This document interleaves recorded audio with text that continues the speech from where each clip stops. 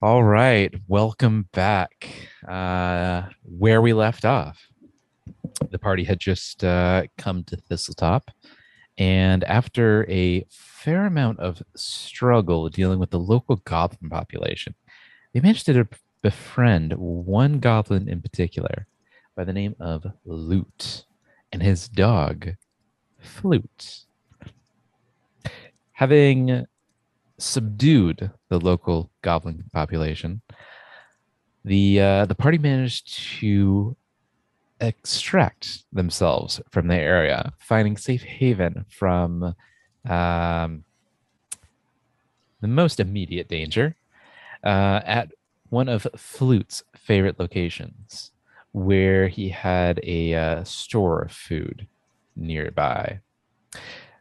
We now find ourselves about an hour from sunset in a forest clearing with darkness setting in.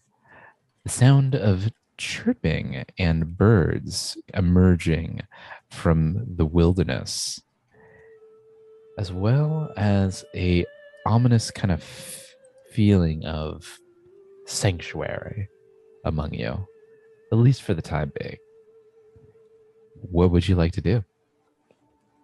Well, first off, let's see. Do we set a fire last time? I cannot remember if we even got that far.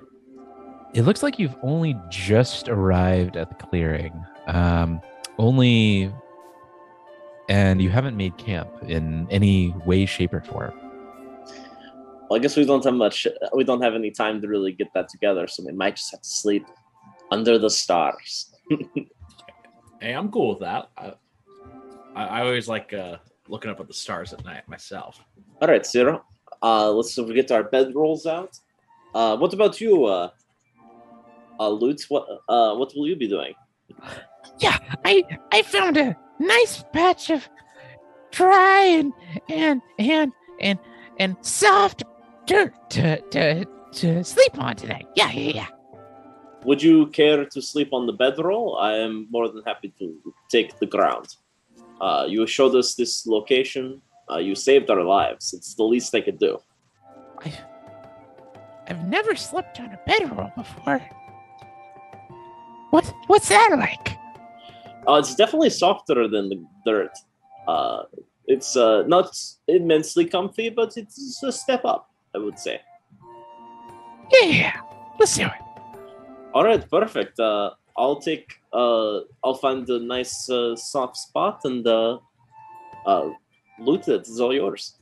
He loot from his kind of waistband. He pulls out a strip of what appears to be dried and salted, what you would expect to be beef. You're not entirely sure. It's a meat of some sort, and he hands it to you, and he says, Just in case you get hungry in the nights. Thank you, Loot. You are truly a goblin gentleman. Oh, you're too, Fancy Pants. What can I say? You're not wrong. You're not wrong, my friend. All right, so the three of you are just laying down for the night, enjoying the stars, no fire. It's kind of out in the open. Yeah, I think so. Although Zero Loot, we should probably also think about potential. Should we have anyone stay up, make sure that everything's safe? Yeah, maybe we should have someone stay a watch. Maybe you should start Utramir since Loot's taking the bedroll, and then you can wake me up and take mine. Sounds like a plan. All right. So, who's taking the first watch? I'll take first watch. Right. I'll need a wash too. And I'll take first sleep.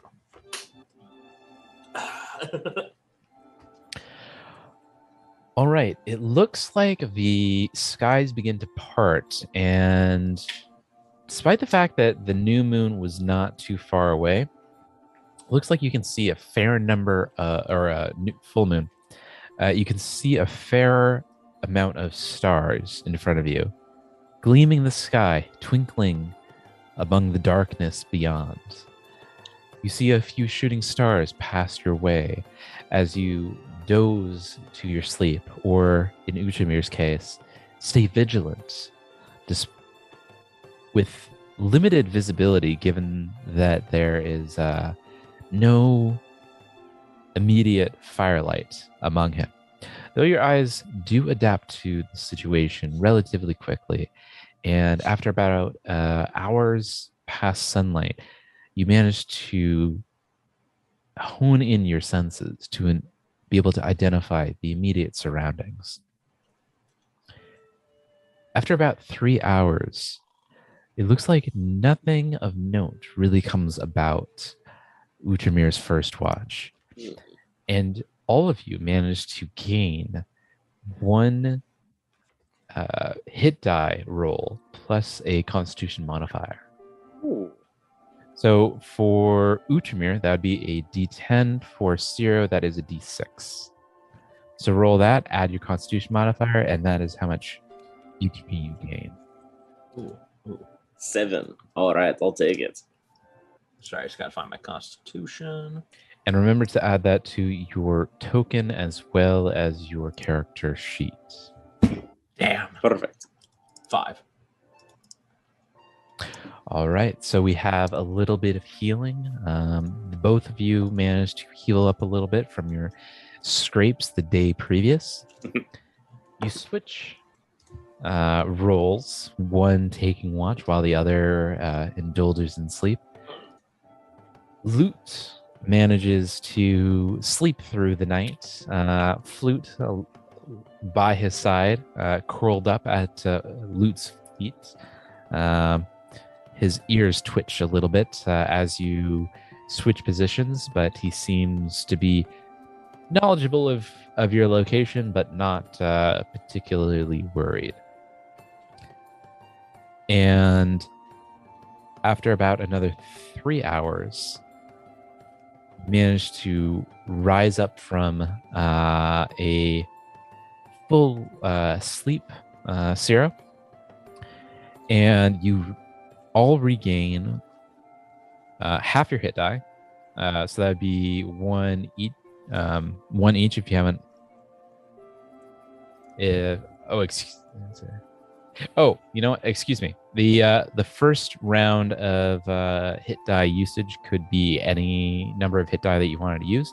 So if you wanted to use 1, 2, or 3, you could do that. So if you want to roll again, you can do that. I think I will. Why not? I could try and get that full health. So go ahead. If you want to roll 1 more or 2 more, go ahead and do that, and then add that to your health plus your con modifier. I'm just going to do it one more time. Let's see. That brings me back up to 15. And I am at full health, so that was perfect. Excellent. All right, so then you come back after about 6 hours, and you regain half of your, half of your hit die. So, Uchimura, you used 2 or 3? Just 2. Just 2. So you get 1 back. And Ciro, how many did you use? 3. Use 3. So you get 2 back. Woo! Very nice. Oh, excuse me. Both of you get 2 back. Rounds up. I'll say rounds up. Ooh, all right. I'm on board with this. With a max of 3 at the moment. And then you can choose to roll hit die again.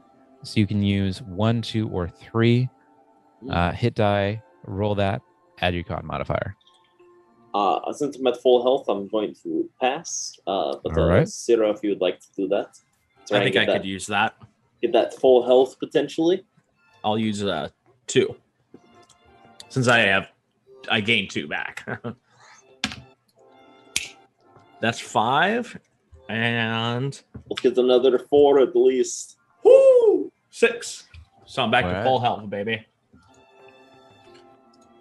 All right. After a long night's rest, enjoying the starlight and healing potential that it allows, you manage to regain in full any scrapes or bruises, and you manage to heal up from said scrapes or bruises relatively well. It seems that Flute and Loot also managed to regain from their injuries relatively well. Actually, Yeah. it looks like they didn't. Looks like they didn't sustain any injuries whatsoever. But they seem to be ready and willing for the coming day. Excellent. What would you like to do? Loot, how is the bedroll? Was that better than sleeping on the dirt? Oh, yeah, it was very soft. It is yours to keep, my friend. Again, I owe you. Really? Absolutely. I am, again, most apologize for the way we treated you earlier. And again, you saved our lives. You have shown that you are a courageous warrior and a good person. So that is yours. It's the least I could do. He takes out another strip of darkened reddish black meat, and he puts it in your palm, and he says, In case you get hungry later. Thank you, my friend. Thank you. I'm going to take a big bite of it. Mmm. Very nutritious. You get a wave of burnt and slightly rancid meat flavor on your palate. Not anything terribly concerning. It seems like it's pretty well salted and cured, but dried so much that it tastes more like tree bark than a semblance of meat. Could it be considered meat at this point? Is anyone's guess. Very good, my friend. Very good.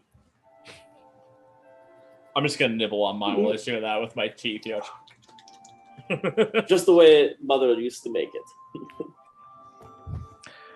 All right. What would you like to do? So before, I think we want to explore the camp that you were staying at Loot with your party. But first, I have an idea. The camp? I What do you mean? I assume you and your companions set up camp by the beach, right? That's how you probably heard us. Oh, yeah. Next to the beach. Yeah. I'd be interested in at least checking that out. But we also need to figure out the plan for getting into Rip Nugget's location. Fortress. Fortress, as you would. Oh, yeah. He's a big meanie. Chief Reap Nuggets. Yeah, he's a big meanie. He's always talking about the pretty lady. So tired of hearing about the pretty lady. Who's this pretty lady, Luke? She's a longshanks.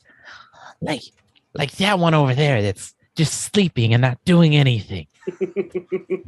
Oh, Tristan, yes.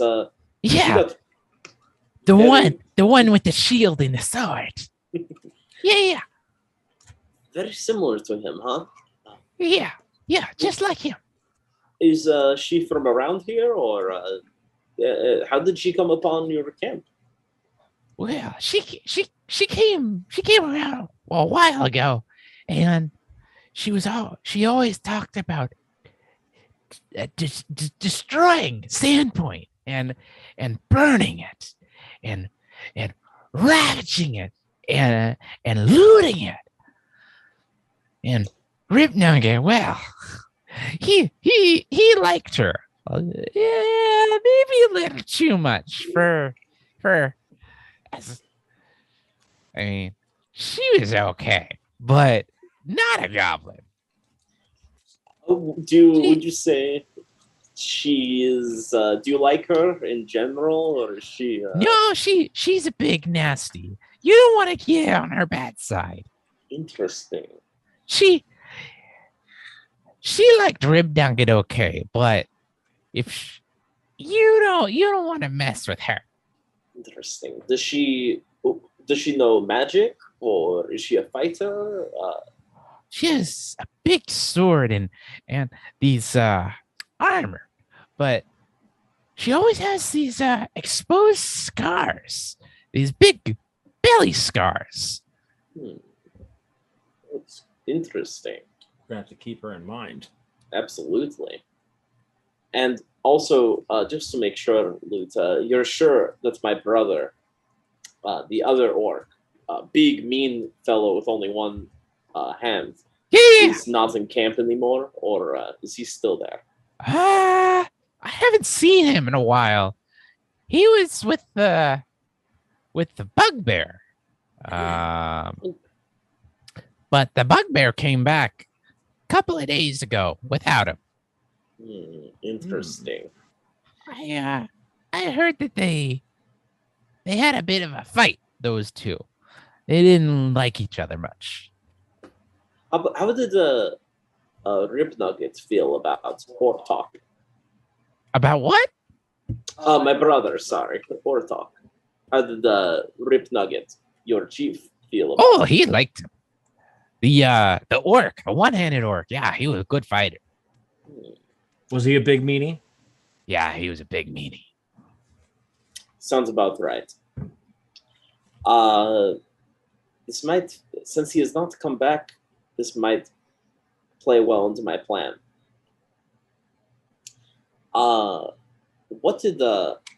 Was my brother using anything in replacement for his missing hands, like a hook or anything to fight with, or was he just going one-handed?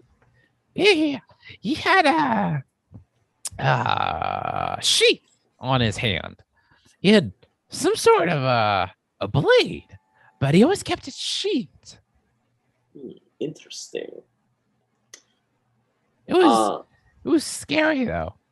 Yeah, you never know what's behind a sheath. No doubt. My brother was a tricky fellow. Could never truly trust anything that he had up his sleeves. Yeah, or lack of sleeves. he had the crazy eyes. I know that look very well from my childhood. Yeah, crazy eyes. That's what we like to call them. Crazy eyes. Crazy eyes, huh? But never to his face. Ooh. There was a Toot called him crazy eyes to his face. Well, he's not around anymore. I could very much see my brother taking offense to that. I, on the other hand, no. That's just words, right? They do not break bones like stones do. You should tell Toot that. He was after Crazy Eyes heard him. Toot was a head shorter. I do not doubt that whatsoever. He all right. He was a big meanie too. I didn't like him. Toot, or Toot, you were not a fan of as well. Nah, Crazy Eyes. Toot was okay. Crazy Eyes. I would have to agree with you on that. I'm not a big fan of my brother either. But since he is gone, this could play well into my plan. I think I see where you're going with this, but lay it on us, Sir Tremere. So what I was thinking is, I'm going to try to impersonate my brother. We will go into camp, and I will try to gain the trust of Rip Nugget by making him think that I am my brother. But you're not your brother. I am not. This is true, but I will pretend. You know what pretend is, Lut? Yeah. Where you are saying you are one thing when you really aren't. Yeah, but you don't look like your brother. Not enough. I mean, I know he's a bit bigger than me, but you know. Uh, I mean, Rip Nugget's not an idiot. so he would know right away if. Oh yeah. Oh yeah. Well, that dashes that plan. I was very much thinking I could. You don't become chief by being an idiot. That makes sense. Did Crazy Eyes ever bring around any other orcs, or is it always just him, the one orc? No, it was mostly just Crazy Eyes and the Bugbear. They used to be buddy, but I don't know. I guess they had a fight. I don't know. So what I am thinking then is, if I cannot impersonate my brother, I could always pretend that I am his, or I can be his brother and walk in, but I won't want to be myself. I will pretend to be a fake third brother. Wait, so you're the first brother or the third brother? I would like to be a fake third brother. I'm going to pretend to be either that or some. Would But Rip you're Nugget not. figure that? But you're not a third brother. Correct. I was thinking either I will, or I could pretend to be a friend of his, another orc who believes in his cause, who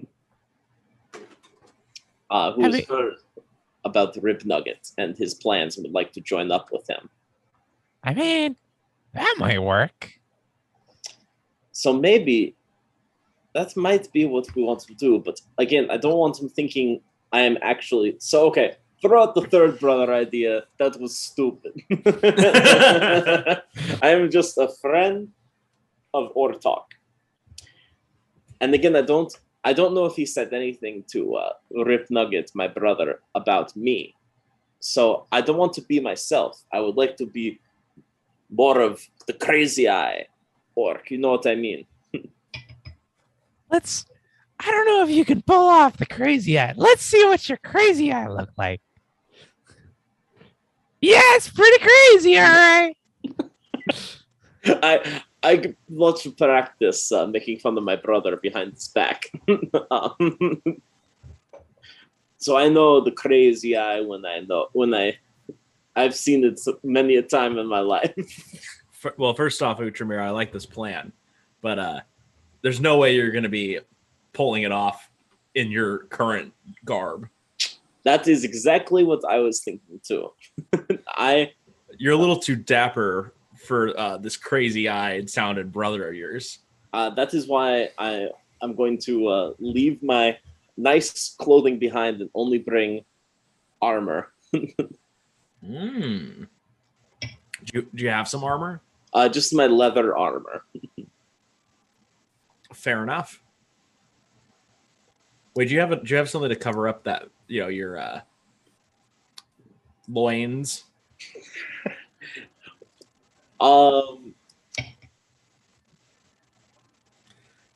If I were a true orc, which I am, Half. shut up. You're right. Who needs to cover up anything? Oh, you'll have two crazy eyes and a third crazy eye. I do not need anything else to show my strength. All right, but I'm not getting out of my garb. Which is why the reason. So okay, what I'm thinking is I will go in posing as a friend of Ortalk to join Rip Nugget in the destruction of Sandpoint, and as an offering, I will be bringing along a prisoner. Oh, I like that. Wait a minute. Ciro, you're the prisoner. I will be bringing you along as telling him that you were one of the people who killed his guards. Oh, okay. And we'll say the rest were killed. Exactly.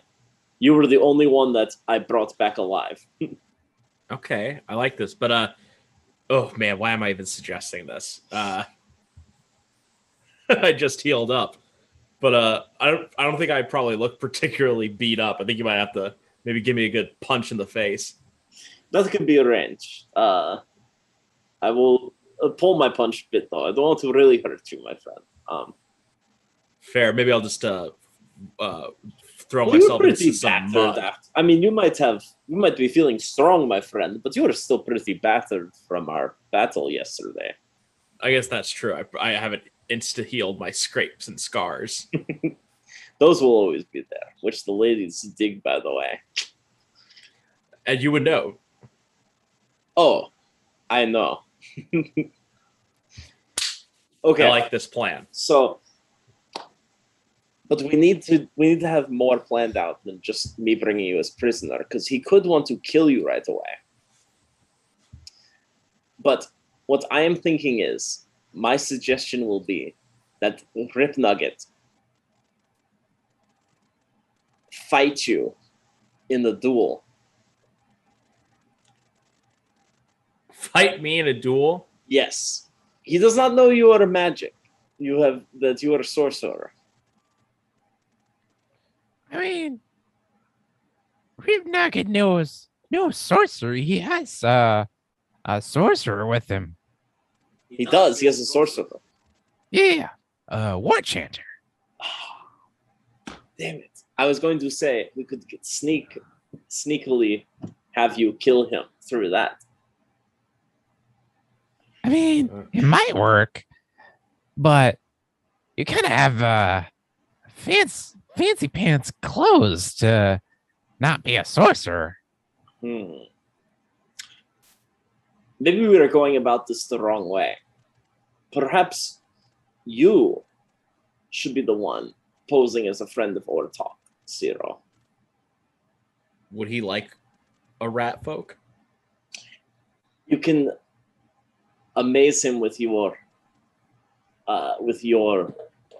sorcery and show him that you are ready to fight the people of Sandpoint because they imprisoned your friend. Originally, you were fighting with them, but now you are against them and ready to burn that city to the ground.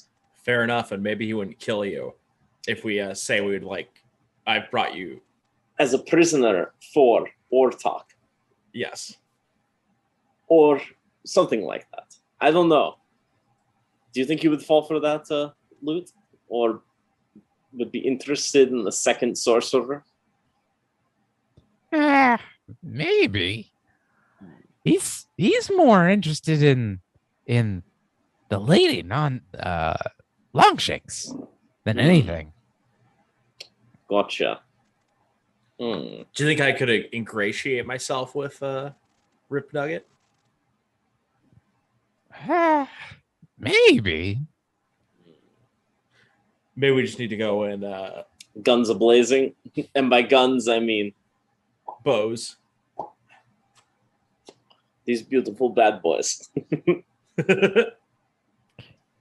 I mean, you guys look pretty tough, but Rip Nugget, you don't become chief for doing nothing.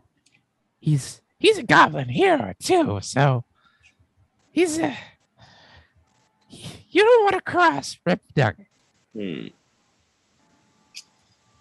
perhaps, again, maybe we were thinking about this the wrong way. Loot. Maybe you bring us back as prisoners. Who, me? Yes, you bring us back as prisoners, saying that you captured us. You and Flute were able to capture us.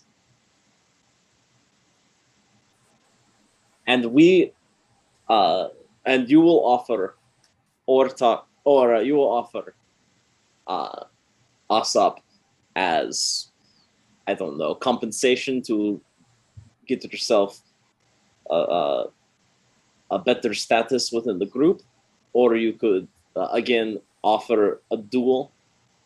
Because I assume Rip Nugget would think just the two of us against him would be no problem, correct? I mean, yeah, I guess so. I assume he has an ego. I have an ego. I know people who have egos. Yeah, I mean, he's a pretty tough guy. Yeah. What do you think, Ciro? Do you think I like this plan. we could pose as Just the two prisoners? of us couldn't possibly take them all on. But if we were to take out the head of the snake, we could potentially overthrow Rip Nugget and bring you, my friend Loot, as the new leader of the tribe. I mean, yeah. Chief Loot. And he kind of wafts into another world. He's kind of looking off into another world, and you kind of lose his attention at that point. He's just kind of thinking. I love it when Luke gets like this. It's so inspirational. All right. Although at the same time, I don't know. What do you think, Ciro? Do you think, because we could just be walking, he could just want to execute us. Is there another way, a more secret way we could even get into the fortress, Loot? Like, is there a underground passage? Is there some way we could sneak into Rip Nugget's Fortress? I mean, there might be, but they don't let us down there. I'm only allowed on the first level. First level. But do you know of a way to get into the lower levels? It's all the way in the back. There's some stairs there, but the throne room's between us and them. So there's probably no way we could get there. I don't think so. What would Rip Nugget do if you offered us up as prisoners? Would he kill us right away, or would he want to put us in? Is there like a dungeon he would throw us in? He'd probably just cut off your heads and present them to the Lady Longshanks. How would he take the offer of a 2v1 fight? Yeah, he's never alone. He always has his war chanter with him, and the commandos, they guard him all night and day. Maybe we need to do a little scouting. That's probably for the. Is there? Can we? We can use my. Sorry, my. My Phantom? apologies. Yes, my Phant, my unseen servant. Ooh, how far does he reach though? That's right. He can go 60 feet. 60 feet. We'd still have to get pretty close. But we could at least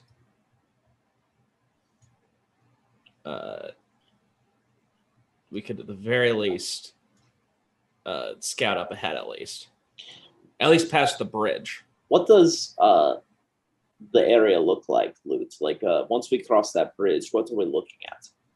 Oh, it's a fortress.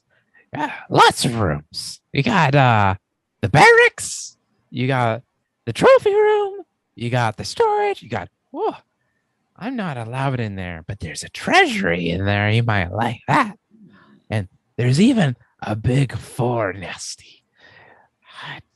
You Longshanks, you like the big four nasties, but I don't like them. They trample on us, goblins. Ooh, are you talking about horses? Yeah, one of those. Big, black. Okay, I have an idea. What I think we should start moving. And what I want to do is go towards the bridge, back to where we had that last fight. Mm-hmm. Bless you, my friend. Thank you. And I want to hide in the bushes and the trees. Mm-hmm. Use my unseen servant. And that should keep us at least partially hidden. and we can kind of map out that area. At the very least, maybe we can find another way in. Because I don't think with just the two of us, and clearly Tristan is in no shape to fight. Yeah, poor guy. There's no way we're going to be able to just go in there and take out everyone. I think this is a good idea. Let's do it. But first, I would like to check out the area that you and your companions were at, Loot, by the beach. Oh yeah, I can show you. All right, let's go there first, and then we can go from there. All right.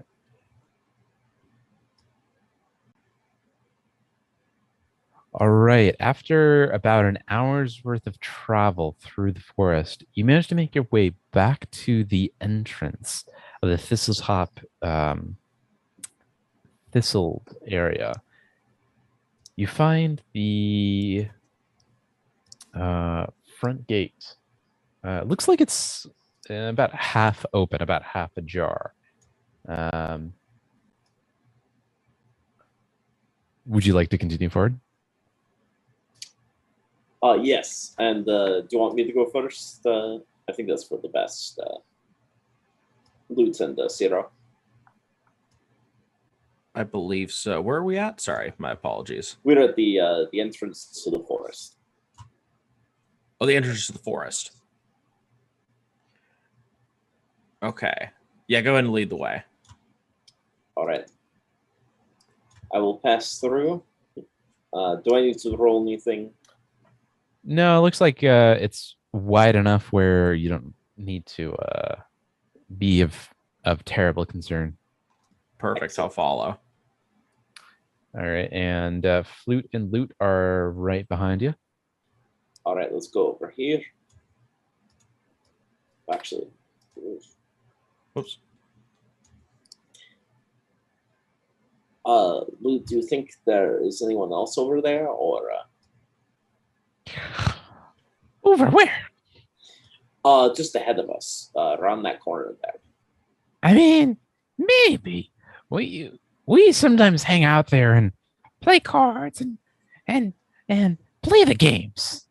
We like to bet beats of meat. Let's use my. It's time to use a little magic. I think I'm gonna summon my unseen servant. Loot, better stand back. This is pretty cool. All right.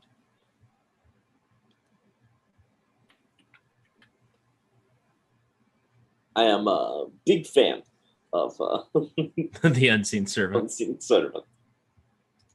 Yeah, he's a good dude.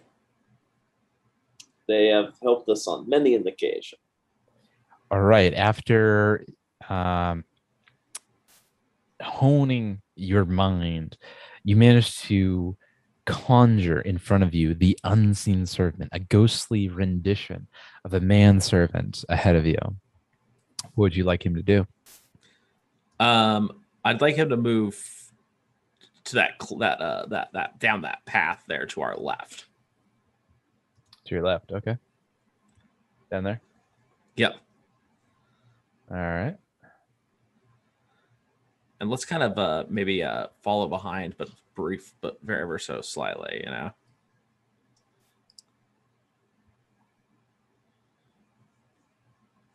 We gotta be as careful as possible. Don't want to walk into a trap. Yeah.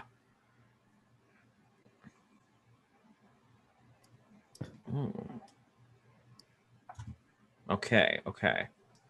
It doesn't seem to be much ahead that way. You find a brand of thistles that are randomly strewn about. Looks like it's kind of a meagerly cobbled pathway towards the beach. So we probably want to go to the right and then around, right? Yeah, let's go to the right. And we're going to go back towards the beach, like right over here, roughly. All right. I'm actually going to give you control of the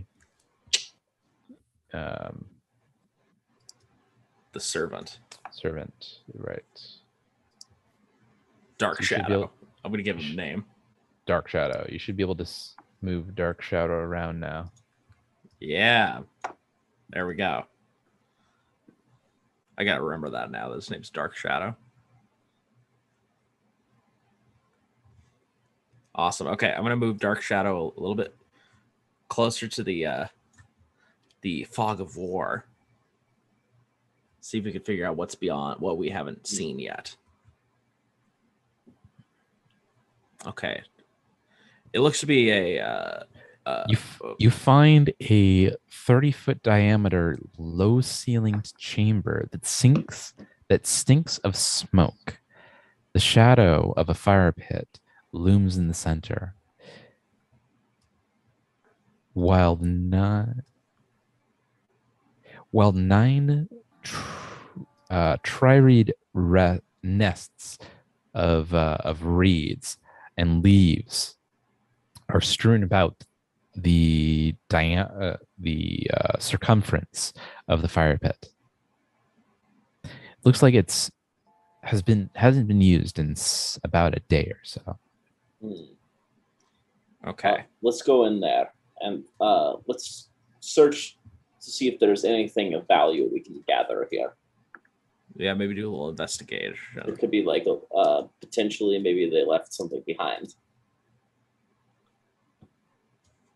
I think I'm going to roll a perception. Go ahead.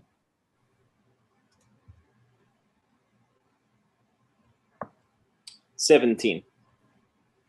Looks like you find bits of charred bone in the center of the fire pit, but little else of value. Bits of shell used as tools, bits of stone, again, used as tools, but very little of value. Do you want to search as well, Zero? Potentially, maybe you'll find something I couldn't. I will give it a try. 21. You find much the same. You do find a couple other bits of charred and oakened and salted meats in one corner, however. Okay. But they seem to be charred beyond palatability. I don't think there's going to be much here. I was really hoping to find something. I say we head back from where we were. Yeah. Loop around and do a little more exploring, and then we'll head towards the gate. Okay, you lead the way. Okay. I'm gonna jump. Well, actually, let's go down. Let's go back this way. I don't want to go back near that pit. Or at least not as close as we got before. Yeah, you don't want to go next to the screen pit. No. That's a nasty. I would very much agree with you there, Luke. That is no place for anyone to be. All right. I'm gonna have us go back through the thistle path there again.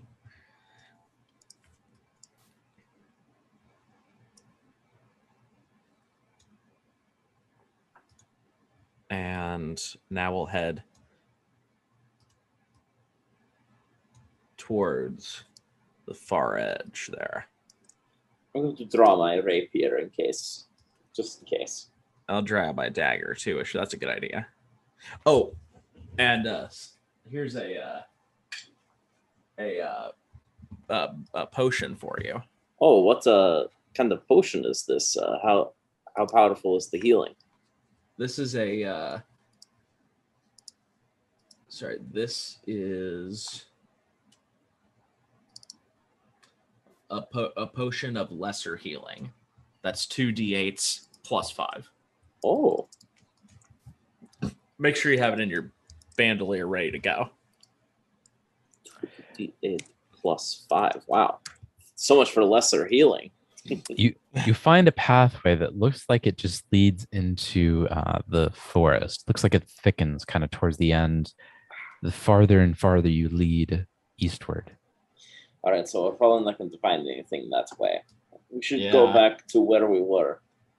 Let's just skip ahead to the to where we fought that nasty goblin. I would agree.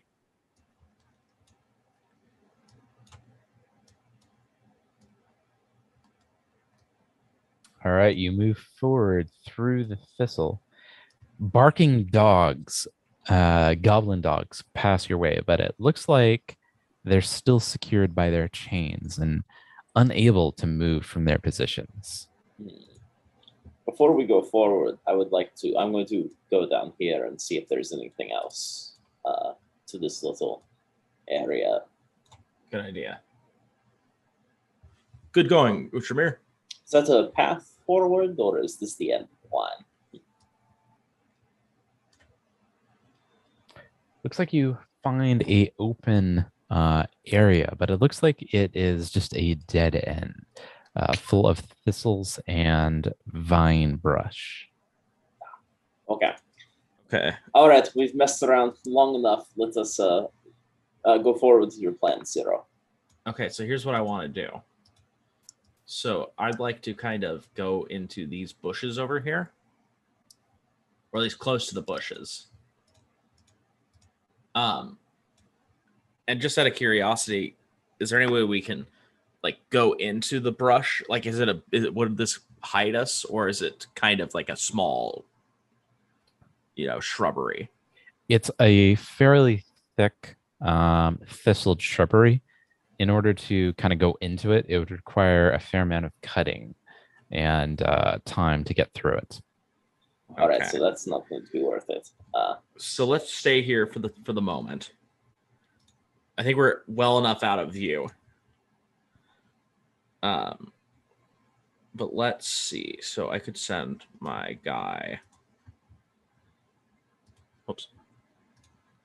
I'm gonna send the unseen, dark shadow down the bridge. All right. Keep my eyes open a little bit down there. See what I can see if I can keep him in range.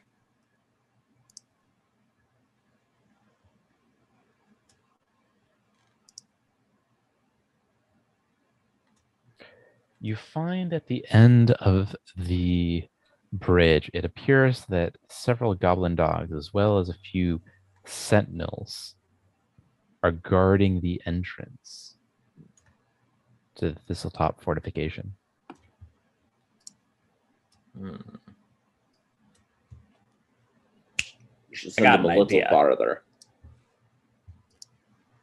Okay, I can send him a little bit farther. Just to see if we can get a little more of a view. Sorry, let me see here. We can send him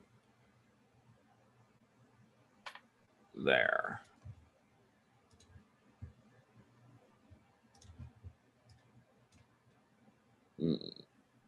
Is that phantom viewable to other NPCs?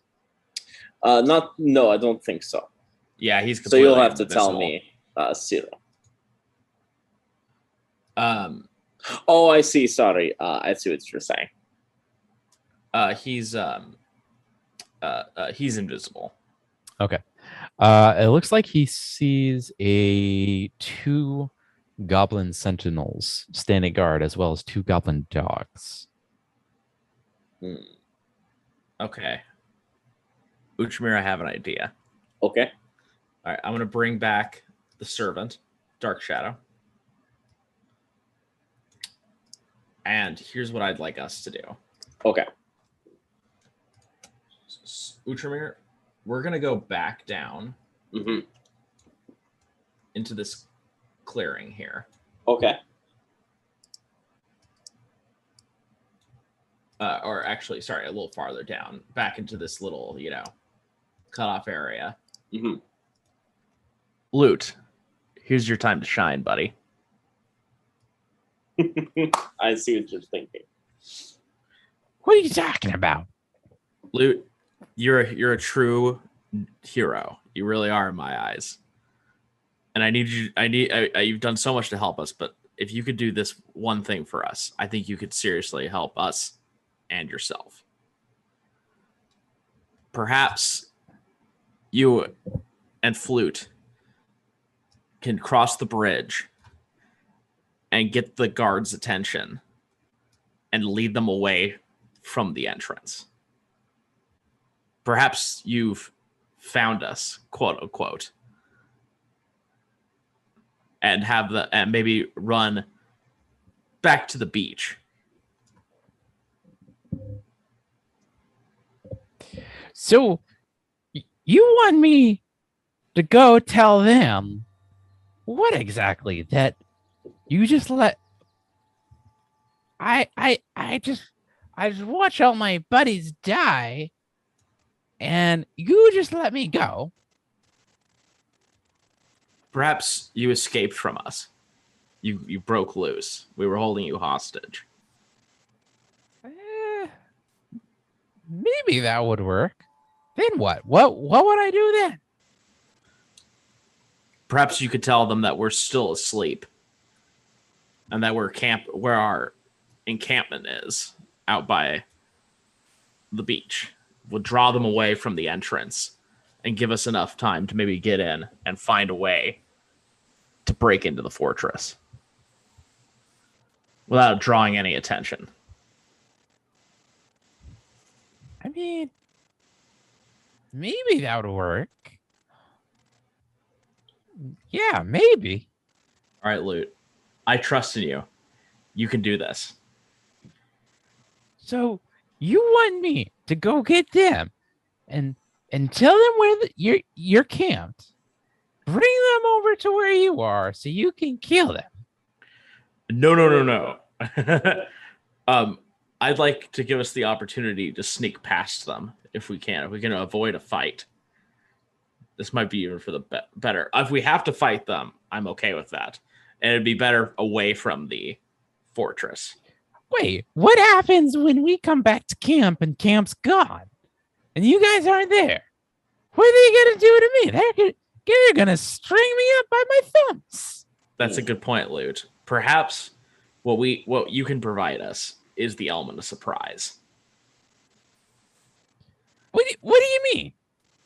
So we'll stay hidden down here. And when you bring them up, we'll go past the dogs and maybe near the the screaming pit, maybe in this general area here. And that should give us enough time to have their backs turned and we can attack them. So you want me to lead them out and then you're going to ambush them? Yes. It might work, but it might work. Well, I'll use a little bit of magic too to really distract them. You know, I'm beginning to wonder if the element of surprise is truly our best tactic. I think it is. Otherwise, how are we supposed to? There's no way we could take them all on, and this will be a very sneaky way to maybe take care of some enemies with minimal damage dealt to us And to loot. Yes. All right, loot. What do you say? Well, I'll try. Okay. I believe in you, friend. One sec. Let me double check one little thing. Okay. This will work.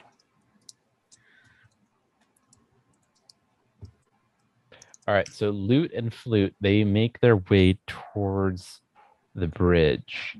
While they're making their way towards the bridge and over the bridge, where exactly are you positioning yourselves? We should probably move if they're going to go past this area. And he's leading them to the screaming pit. Maybe we should probably hide over here, like in this area. I'll have my crossbow ready. You can get the throwing the boomerang dagger. Yes. And as soon as they're around the corner, we get them. Yep. And I'm going to use a little bit of magic. I love this idea. Let's do this very quietly. All right. Bless you. Listen, Thank you. I guess we don't have to do it super quietly because Loot just left. So all right, so I'm going to get my crossbow ready. I'll draw my dagger, and what I'm thinking of doing is I'm going to use my one of my cantrips, Ghost Sound, Oh, which works up to 30 feet, where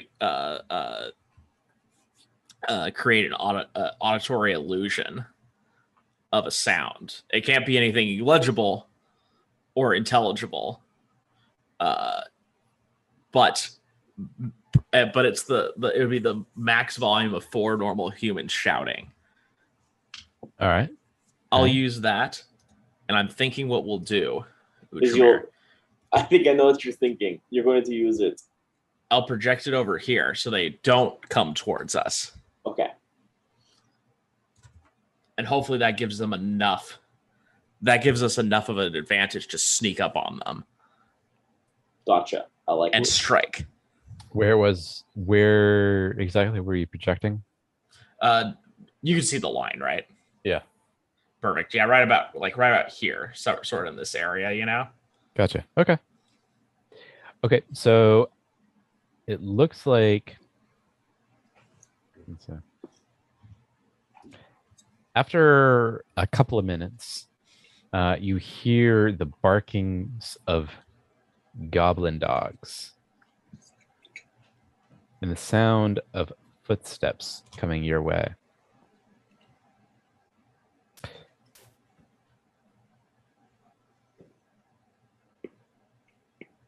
Oh shit! I could have done something else. It's fine. We're fine. This will work.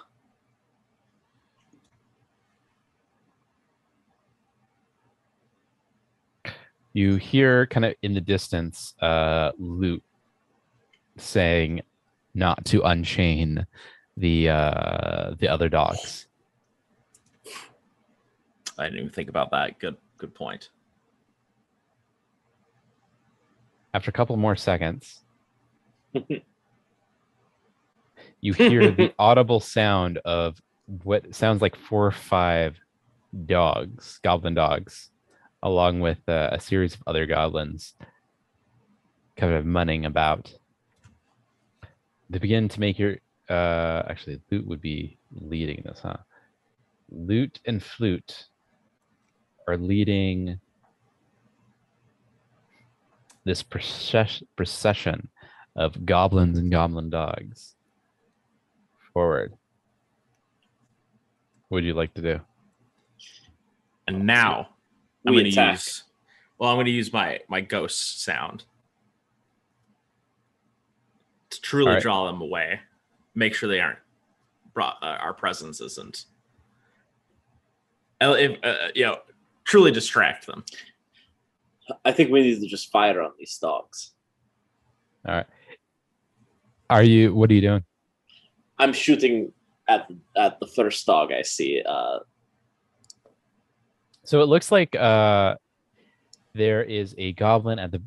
So Loot and Flute are at the head of the caravan. There's a single goblin at the front and a single goblin at the back. You can see a line of goblin dogs between them.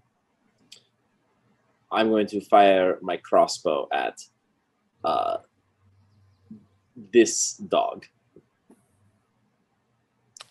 All right, go ahead and roll an attack. You get a single attack of surprise attack. No problem. Let's see. Oh, yes. 21. Not, sorry. 21. That hits. Go ahead and roll damage. All right. Do I gain anything modifier for? You get +2 to attack, but it already hit. Nothing to damage. Gotcha. 3. All right, and you said you're going for the first dog, right? Correct. All right. First dog takes a bolt to its back hindquarters and yips out. And now it looks like the other 3 dogs in its immediate vicinity, as well as the lead goblin, look your way. Ciro, what are you doing at this moment?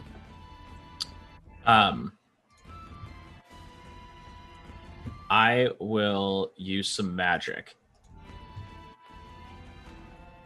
Oh, sorry, 1 sec.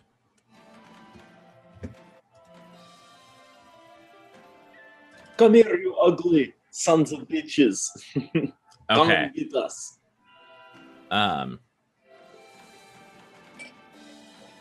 Okay, so here's what it is. I'm going to use my electric arc, which can target 2 enemies. And let's see here.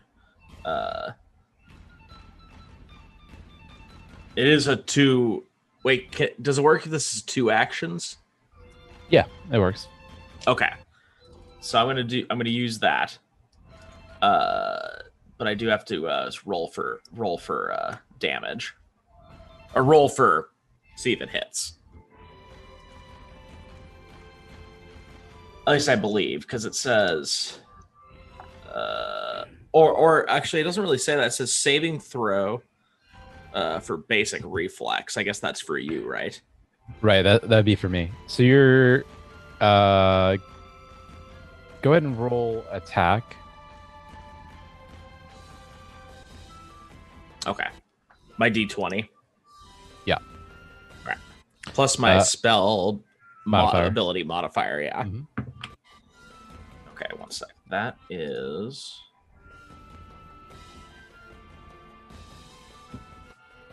21. And you're targeting which enemy? Oh, good point. I'm gonna target the dog that Utramir shot at, and the dog directly behind it.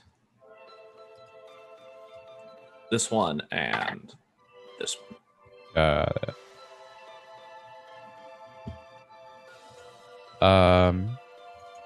Looks like the first dog does not dodge your attack. The second, however, does. Ah, damn. Okay. So let's see. Okay, so I'll attack that one. He is okay, D1D4 and plus my ability modifier. Would that be just to clarify my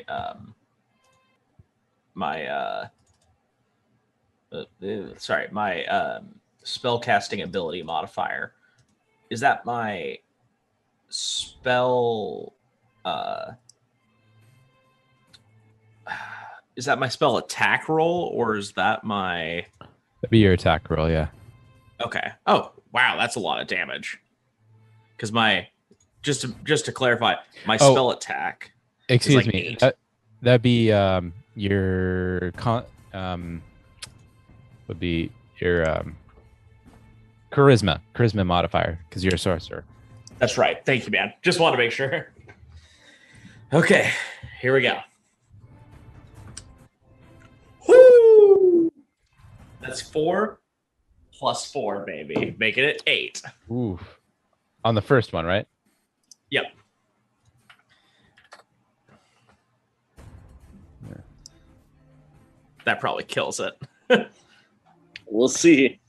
From your palm, an electrical spark of energy emerges, and you push the energy forward, encapsulating the first goblin dog.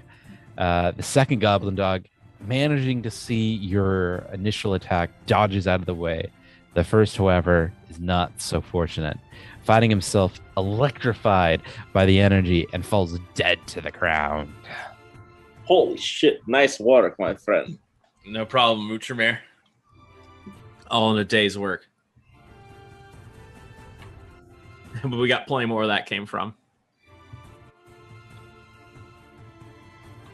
All right, go ahead and roll initiative now. All right. I usually would forego initiative, but I'm not going to this time. Yeah, it's probably a little too close quarters for that. That Probably is should have anyway, so I rolled a 10. 24. So Uchimir has a 10. Zero has 24. We don't have a Tristan. Loot. Right. Okay.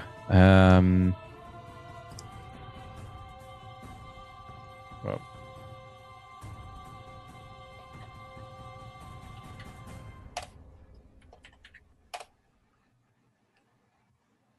All right. So the goblins, they get 10 loot. Let's see how loot does. Ooh, loot does a little bit better. 17. Whoa. And Uchimir, what was yours? Yours 10? 10. Come on. So that's an interesting thing. Does that mean Utramir gets to go first or the goblins? I don't think we've ever had a tie. So that's dependent upon their base perception. Makes Zero, sense. what was yours? Yours 24. Yep. Correct. What? There we go. There we go. Slight glitch. There we go. Zero, you go first. Okay. Actually, So before we do that, Uchimir, what's your base perception? 7. Okay, so Uchimir, I'm gonna bump you up to 11, just for keeping things simple. Austerity's sake. Yeah. So Sierra, you go first. Okay. Let's see here. I haven't used this in a while. I'm gonna use my returning dagger, and I'd like to throw it at the dog that dodged my attack earlier. All right, go ahead. And that's gonna be because I'm not used to using my melee weapons as much as my magic. You roll a 20, and then whatever the attack is. Okay. So that'd be a D20 plus 5 for you. Awesome. Okay. Just wanted to make sure. Fuck. 8. Does not hit. God damn it. Okay. Well, fuck it. Rain Fuck it, we're fire doing on it those live. bitches. Yeah, I think I'm gonna do that. I'm gonna use my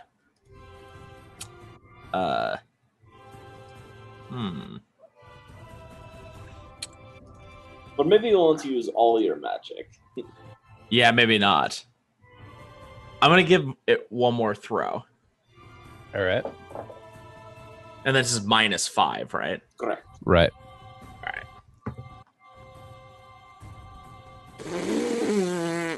9. Does not hit. Okay. What kind of cantrips do I have? That's 1. I have no cantrips that are 1 action. You can always throw one more time. It's a -10, but Wow, what it will lose the element of surprise, 0. Okay, I'm gonna throw it one more time. It's worth a try. Maybe I'll get lucky. Absolutely fucking not. Well, so it would have been 10, but because of the -10, it's 0. Oh. Thank God, not a natural 1. Yeah, that doesn't hit. Okay. Well, there's the end of my turn. All right, that brings us to Loot, who I'm also gonna go ahead and have Flute go along with Loot. Yeah. Let's see. You know what? I shouldn't have targeted that dog, Ty. I should have been targeting the other 2 dogs. So- Sorry. I don't know who Tyler is. that's what Flute. you said. Flute Loot in his first action draws out, or he already had his crossbow out. He fires a shot at the first goblin. doing 4 points of damage. Oh. He fires a second shot at the same goblin, missing entirely, but fires a third shot, which knocks that goblin on his ass. Woo! Loot, loot, loot, Loot. Flute then moves forward, attacking the next adjacent goblin dog. Let's see how he does. Flute. Oh damn! Look at that. Oh my gosh, he does he goes for the bite, goes straight for the jugular, doing 7 points of damage. Following up with a second bite, doing 9 points of damage, killing that second goblin dog. Flute. That ends their turn. The loot flute turn. That brings us to Utramir. All right, I'm going to move. Whoops. All right, first, I'm going to reload my crossbow. That takes 1 action. Hmm. My second action is to move right here, and I'm going to shoot at the goblin dog directly in front of me. All right, go for it. 26. That definitely hits. All right, then let's go for a 6, baby. A 3. All right, you managed to shoot the goblin a little bit off center. It lands in his left foot, but does a fair amount of damage. Looks like he's whimpering a little bit, but still certainly ready for a fight. That will sadly be the end of my turn. All right. Can't you reload one more time? No, because the reload was 1 action, moving was the second, and firing was the third. No problem, I get you. All right. The goblin's dog moves kind of forward. A couple of these goblins move forward. Straight for them. One after Sarah. This one goes after. All right. So, first goblin dog goes for Zero, and Do I get an attack of opportunity? you do get an attack of opportunity. Oh shoot! I forgot to whatever. I forgot to apply attack of opportunity last turn, but for the others, they're fine. Well, they're dead now, but they're fine. All right, that's going to be 21. Oh, that definitely hits. Okay. First good roll on that. Seriously, I can actually use my dagger. That's going to be 1d4.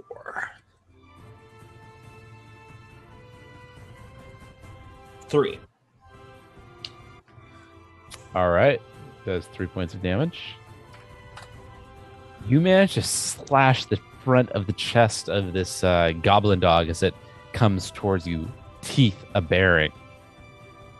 It, however, manages to cleave past your defenses and locks its jaws onto your attacking arm, doing 6 points of damage. Ooh.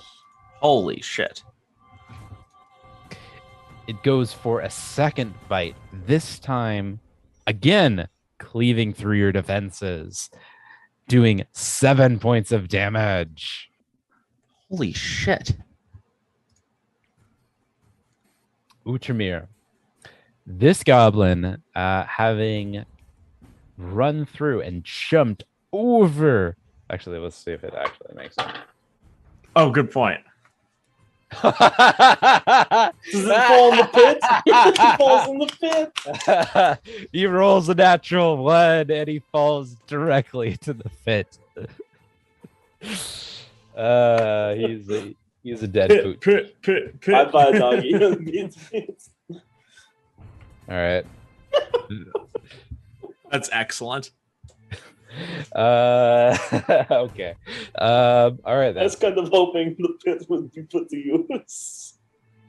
Okay. The other goblin dog. Let's see what the other goblin dog does. He's gonna go for the pit too. See if he can do it. Oh my god, that was a 2. He doesn't make it. He falls fucking into the pit. It's 2. God damn it. Good dog.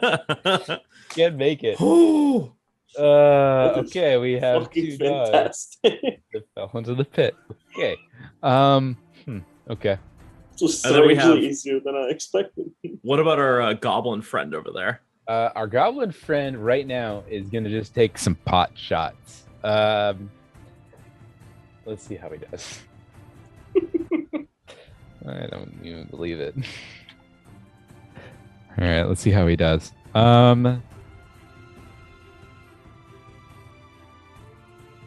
Oh no! Oh no! Oh no! He takes 2. Oh shoot! He takes 2 pot shots at Flute. Yes, Flute, and does in total 8 points of damage, leaving Flute near death. Holy shit. That brings us to 0. Okay. Let's see here. Can't believe I rolled a 1 and a 2 back to back. Stupid. I love it. I love it. You gotta be kidding me. Okay, I'm gonna take a slash at the dog with my my dagger. All right, go for it. God damn it! 11. Well, that hits. Whoa, really? Whew, I Yeah. guess it's really hurt. So They don't have armor. Good point. okay, so that's the 1. Oh, sorry, that is 1d4. Yeah, 1d4. Okay, here we go. 1. All right, you slash forward, doing modest amount of damage. Okay, I'm gonna take another swipe at it. All right, go for it. Oh, that hits. That's 17. That hits. Go ahead and roll damage. Come on. 4. Ooh.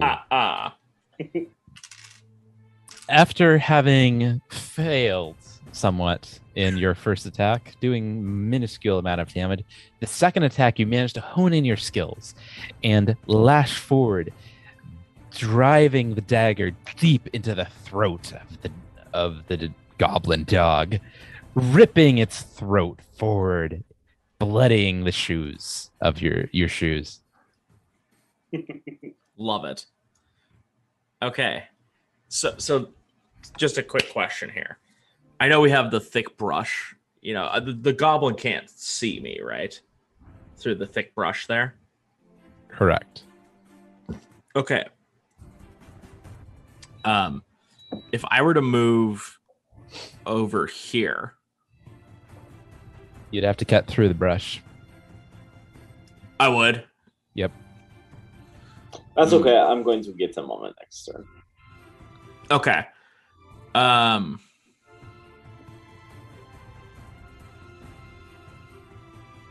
Okay, I will end my turn. All right, that brings us to Loot and Flute. Flute promptly gets the F out of there, having nearly died with a couple of bolts in his back. Flute, on the other hand, moves forward a couple of paces, and let's see if he has a clean shot or not. Kind of looks like he does.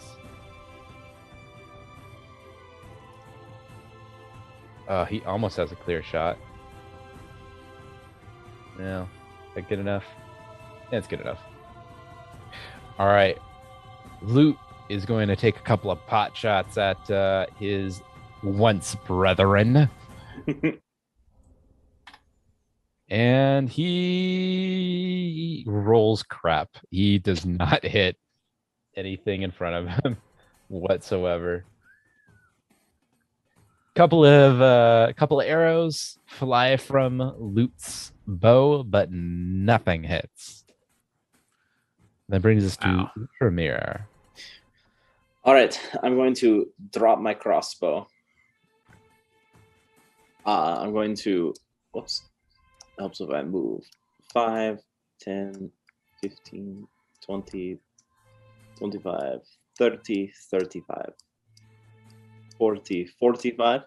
I'm going to take out my whip, and I'm going to aim to wrap it around this goblin's leg and try and pull him out from under his feet.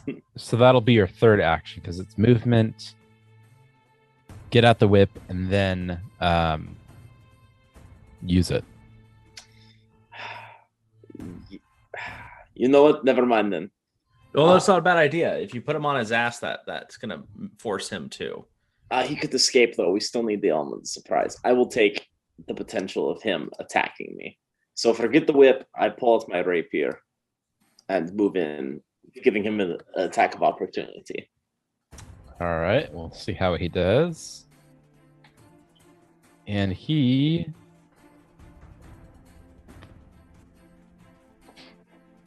shoots an arrow right past your head, and I think it clips a little bit of the feather out of your hat, but not much else.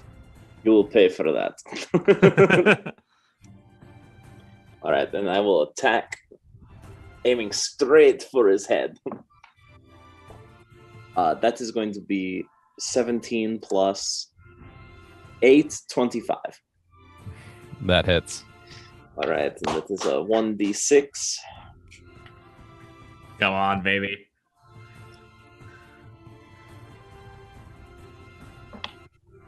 Six. With a perfect thrust, you poetically push forward straight into his heart, recanting it from his chest, blood spewing everywhere, and he falls to his knees, then falls backward, dead. Wow. What a fucking battle. Damn. All right. Right back, sorry. 1 second. You're good. Here's something up. All right. Right. I just can't believe those dogs fell into that pit. I love it. I love it. Dice gods are not with them this day. I'm all about the environmental takedowns if possible. Let's see. Loot runs up to you, Ultramir, and says, "We got them. We got them." We did loot. You and Flute did amazing. However, though, it seems that your companion is hurt. Let's just see if we can stop and give him a chance to heal. Yeah, he's not doing so good. He has 2 arrows in his bum. Oh, okay. I do not know much about healing, and we might need Zero for this. But we definitely want to see if we can heal him if possible. Why don't we take a quick break then, since we're lacking Zero for a moment? All right. I mean, I could attempt to actually. Let me see if I could attempt to heal.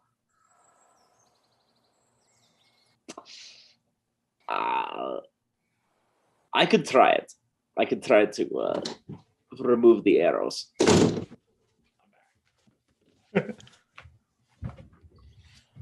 Ciro, do you know much about healing, or are you? Let me pull that up. Yeah, I'm an expert in medicine. Oh, you should definitely. Well, I guess we need to.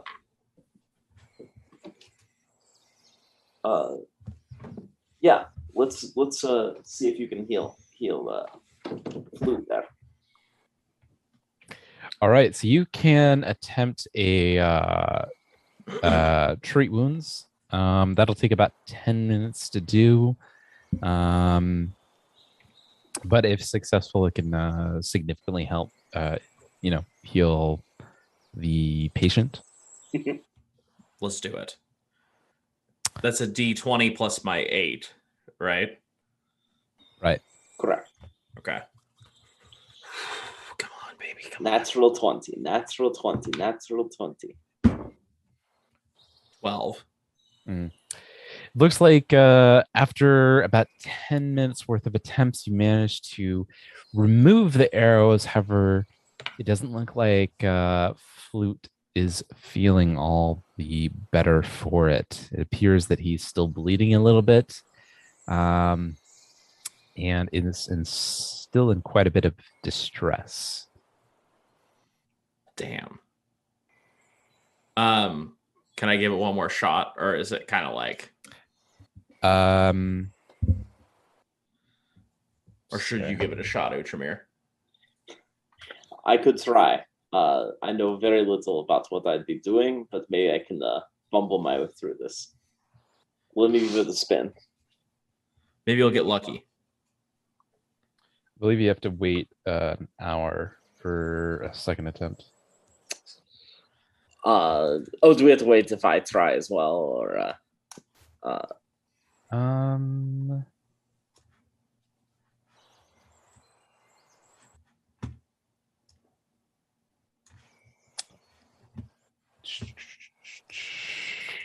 let's see. I believe so. we should maybe Loot, you and Flute should stay together here. Yep, you have to wait 70 minutes.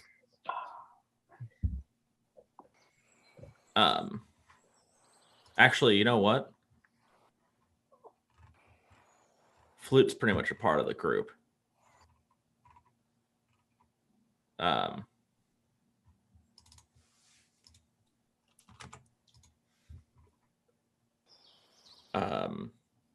gonna give Flute my potion of minor healing. You present the potion of minor healing in front of him and doesn't seem inclined to take it. He is a little bit wary. maybe Lutz, you should give it to him. Yes. What is it? It's a potion that should help Flute. What kind of potion? It's a healing potion in a sense that should help his wounds heal. He's a little bit wary, not quite sure how to take it, but he accepts the potion and begins to give it to Flute. Looks like coming from Flute, Flute graciously accepts the potion, and that was a D8, right? Yep. And it does 1 point of healing. Oh! Damn. Well, that's a little better than what he's at, I guess. He's up to a whole 2 HP. Okay. While they're doing that, I'm gonna give myself my potion of lesser healing, All right. which is a 2d8 plus 5. Let's see how you did. You got 11 points of healing. Very nice. Oh, just 11 points? Yeah. Off a 2d8 plus 5? Yeah, you rolled a... Fair enough. I'll take you rolled a 4 to a +5. All right. Well, no more healing. All right. So, Lute and Flute, I think you guys should stay here. We're going to go scout out the area, and we will come back and help in an hour. Yeah, okay. Well, I'll keep an eye on Flute. Definitely should. He's been the good boy. I'm going to give the jerky that Lute gave me earlier. I'm going to give a little bit to Flute. Flute gobbles it up, and after having gobbled it up, he kind of nudges his nose on your hand. It looks like he's appreciative of the meat. You're a Aw. good boy. Good boy, Flute. All right, Uchimir, let's move forward. We will be back in an hour or so. We will try and be back as quickly as we can to help.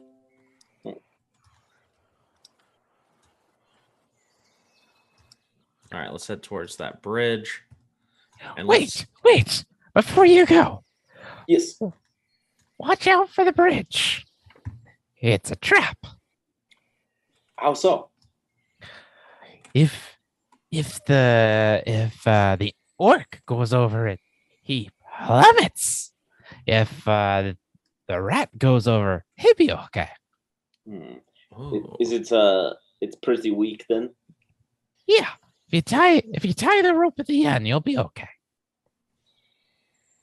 Oh, okay. Okay. Okay, so you go first. Yep.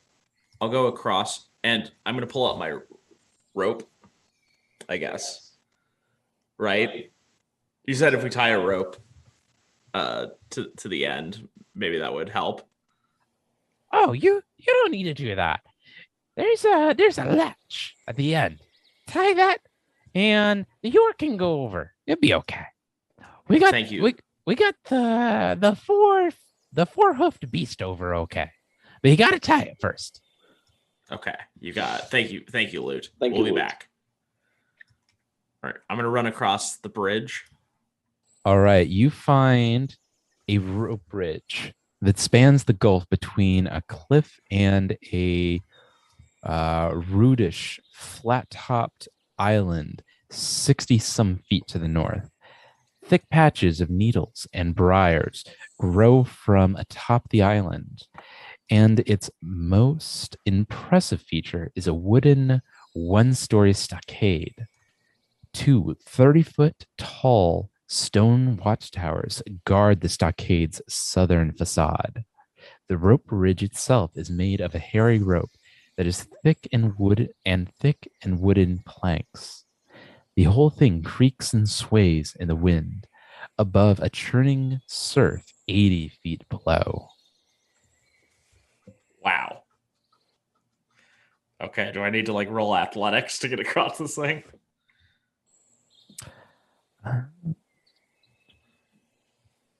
It looks. Are you trying to go through it? Are you trying to go above it, over it? Yeah, I'd like to go across. It seems to be holding your weights thus far. Okay. I'm gonna head to the other end. Seems to continue to hold your weights. All right. Did I make it? You did make it.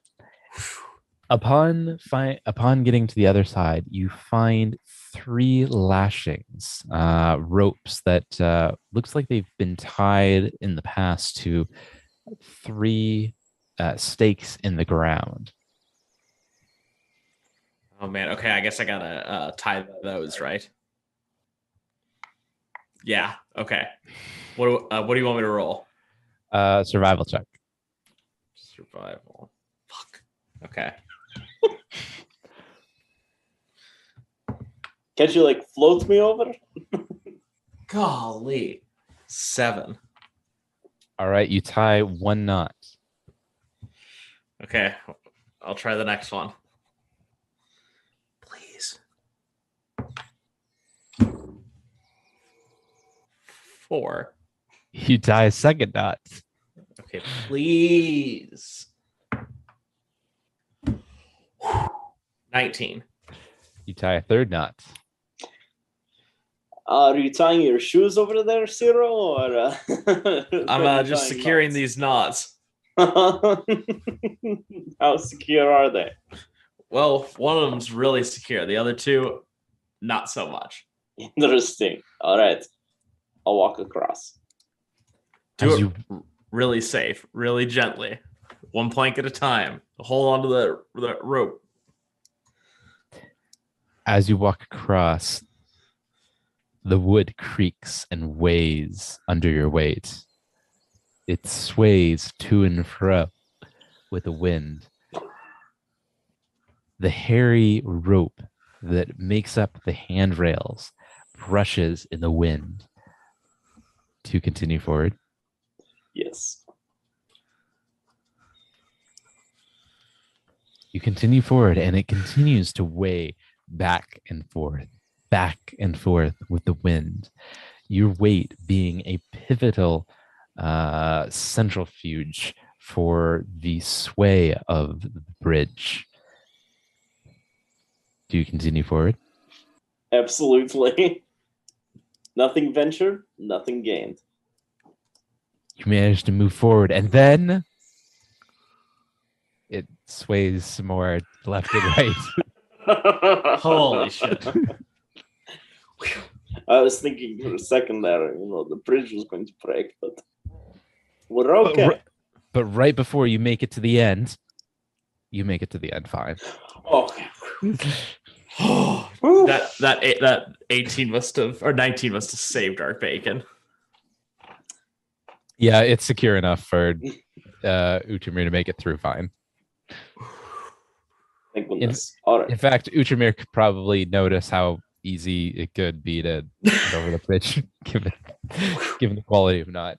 That was so close, Zero. That was very dangerous. I'm sure it was, dude. Only a brave man, orc man such as myself, could handle something like that. Yeah. It was pretty good, right? Absolutely. If it wasn't as light on my feet as I was, I would easily have fallen. All right, Uchimir, are you ready to breach this fortress? Are we breaching, or are we continuing to just snoop?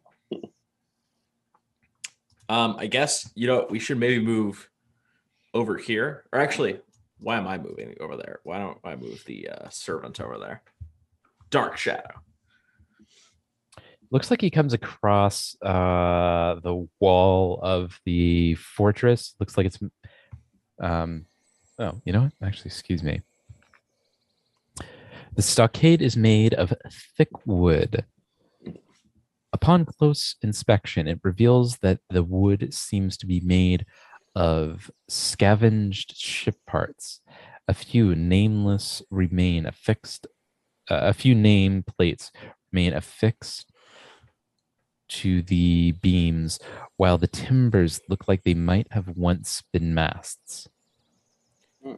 That's pretty impressive, Uchimir. I mean, I really love the craftsmanship. It also really makes me want to crap my pants.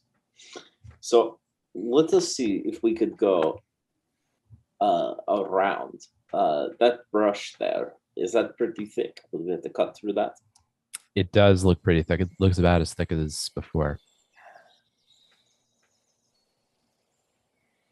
Okay.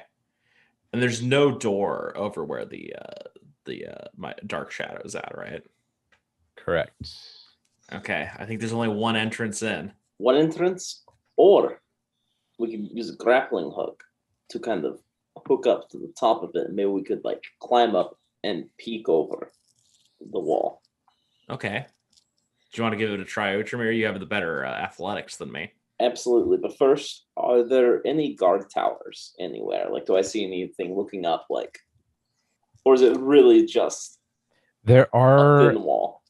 There are two 30-foot watchtowers made of stone on either side of the stockade.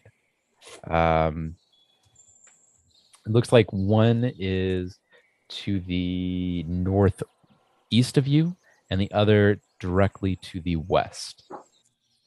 All right. So, Do they seem to be manned? Or is it hard to say? It's hard to tell from where you are. It looks like the. Hold on.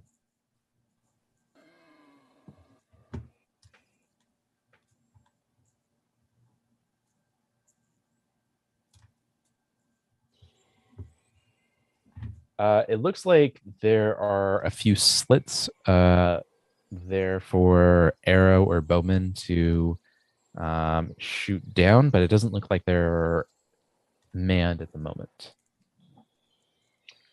Maybe we really just need to take this opportunity just to get in there. how? I assume there's no way we can open the doors sneakily. Wait a minute. Wait a minute. This is where Dark Shadow can come in handy. Can he open doors? I'm pretty sure he can. Give me 1 sec. Because as a fighter, I am starting to get a little tired of sneaking around. It might be smart, but I have the rush to bring swift justice to these foes.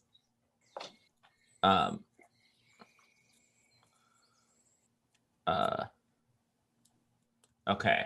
I guess not. It can interact with objects, like fetch something, open something. Well, it says open. Oh, yeah, he can open, unstuck, or unlock doors. Let's test the front gate. Okay. One sec. Uchmir, let's head over here. I want to be away from the doors itself. All right. All right. I'd like Dark Shadow to attempt to open the front door. Dark Shadow appears to jiggle with the front handle, but appears to be locked. Damn. Okay. Utramir, since that's not going to work, let's go ahead and try your grappling hook idea and see if you can climb over the wall itself. All right. I'm going to throw the grappling hook from where I'm standing, trying to get straight up. You're trying to go over the stockade? Yeah. Okay. Go ahead and roll a athletics check. 18. All right. You managed to latch the grappling hook on the top of the stockade. All right. Now I'm going to climb up climb up the grappling hook and just peer over the side. All right. Go ahead and roll athletics check. That's a 23.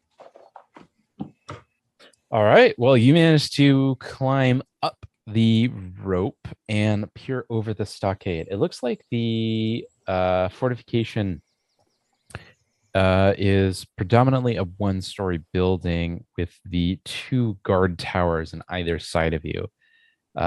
You see a couple of arrow slits from where arrows could be emerging. It doesn't look like they're currently manned. The guard tower to the west of you seems to be a little bit larger than the one to the east. Both made of stone. Interesting.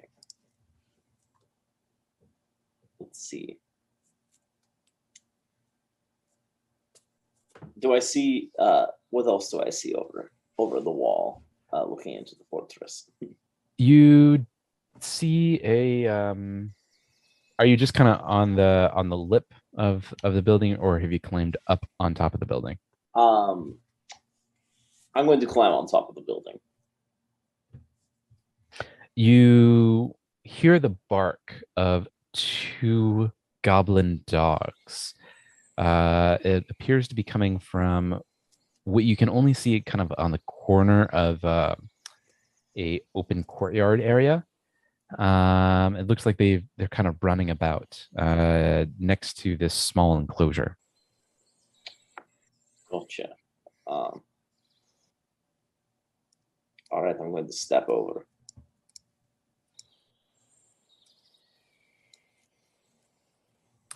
All you can really see from your vantage point is the courtyard, kind of open courtyard. Everything else is just rooftop.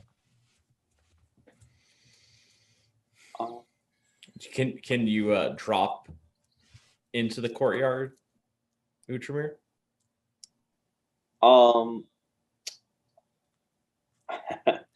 Yes, I'm going to do that. I'm going to. Okay. I guess you should maybe throw the rope over the side so you can slide down. Maybe. I don't imagine it's a pretty. It would be a pretty drop.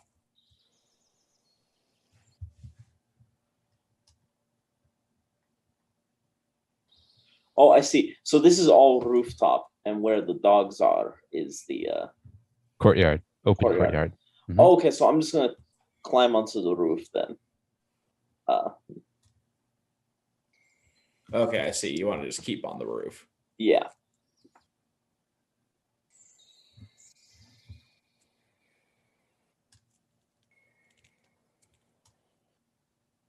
All right. I'm just gonna open up an area for you to go through there. There you go. All right, so you're on the roof and you're able to peer over into the courtyard. It looks like a large courtyard that is open to the sky. A series of trampled grass flows fruitfully from the hard-packed earth and places. Okay. To the north, you see what appears to be two dead goblins that lie stumped at the entrance of an outbuilding. Two dead goblins? Mm-hmm. Seems like this guy doesn't mess around. Along with two goblin dogs that are kind of allowed to meander through the open courtyard. All right, I want to continue to walk on the roof towards one of the guard towers. Like, is there any way I'm going to try and sneak towards the foot of the guard tower.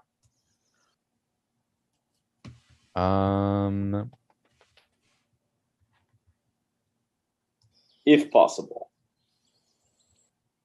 Only if possible. Yeah, sure. Why not? Okay. As long as this isn't breaking it. All right. You managed to kind of weave your way around the edge of the wall and make your way towards the guard tower. All right, you're sort of on the guard tower. Guard tower, however, looks like it reaches up about another 25 feet. Okay, so I can't actually even climb up there without the grappling hook. Looks like it's pretty slick stone as well. Pretty well constructed masonry work. All right. You know, Uchimir is well, shoot, I probably am shouting this. Yeah, I'm going to walk back over here. Is this a door or what is this? That's rooftop. On the ground floor. Oh, that's rooftop. Oh, sorry. This white space here is what I mean. What is that? That's rooftop. Yeah, because you're on the roof. The only thing you can see is the courtyard. The DM just yeah. Everything else is just kind of thatched rooftop. Nothing of particular interest. I see. Oh, okay. I understand. I just opened up an area for you to access the courtyard. All right. Actually, you know what? Now that you're able to see the courtyard, so you're able to see past the courtyard also. Um,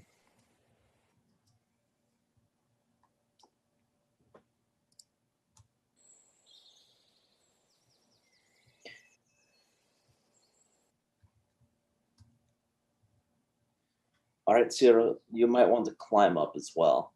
We're going to drop into the court. There's a courtyard. Should I go check on Loot and Flute? Actually, that's not a bad idea. You go back to them. I'm going to go into the courtyard. Wait for me. Oh, I'll wait. Wait for me to come back. All right. All right. I'm going to. I'm not going to wait. Oh my God. I'm going to go across the bridge. Okay. And I'm going to head back to Loot and Flute. I assume it's been long enough now, you know. so Loot and Flute, they're just kind of hanging out on one of the passageways. It looks like Loot is tending to Flute's wounds. All right. Loot, how's Flute looking? He's not doing so good. He's still pretty hurt. Gosh. Would there? Do you know? Since I'd hate to tear you away from Flute. Would you know how we could? The door seems to be locked at the front. The front door seems to be locked. Is there any way we can get in besides climbing over the roof? Oh yeah, I forgot to mention. There's a big rock to your left. There's a key under it. You know what, Luke, you're a genius. I love you, buddy. Yeah, love you too. All right, bud. Keep Flute there. I'm gonna go back, and I'm gonna get that door unlocked. Yeah, okay. All right, I'm gonna run back now. While you've done that, though. You didn't hear any of that, so. No, but while you've done that, I have already decided. All right, I'm not waiting around. But what I am going to do is I'm going to take some of the beef jerky that I have. Okay. And I'm going to throw it towards the dogs. All right. You throw it towards the dogs, and after a moment, once they've kind of realized the scent and where it's coming from, it looks like they're beginning to fight each other over the scrap of meat. All right. I'm going to jump into the courtyard.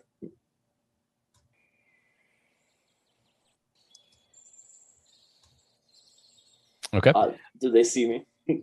Roll a stealth check.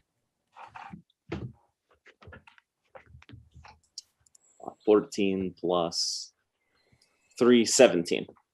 Looks like they're preoccupied with the scrap of meat you threw their way. All right. I'm going to walk. Oh wait, you just dropped in, right? You didn't Yeah. use a rope? Didn't use a rope or anything. I just dropped in. How far is the drop? It's about a 20-foot drop. You can Well, technically. I already committed to that. I already said I jumped in, so I jumped in. So I should roll a athletics check, I assume, or Yeah, roll an athletics check. 16. All right, you managed to kind of roll fall your way, minimizing any kind of damage. Wow. Holy shit. Now that I'm in the courtyard, the door behind me. I assume that's the door, right? It is. I'm going to try and open that door. I'm going to open it. It appears to be unlocked. All right, I'm going to step through. And this is where I'm met by 20 goblins.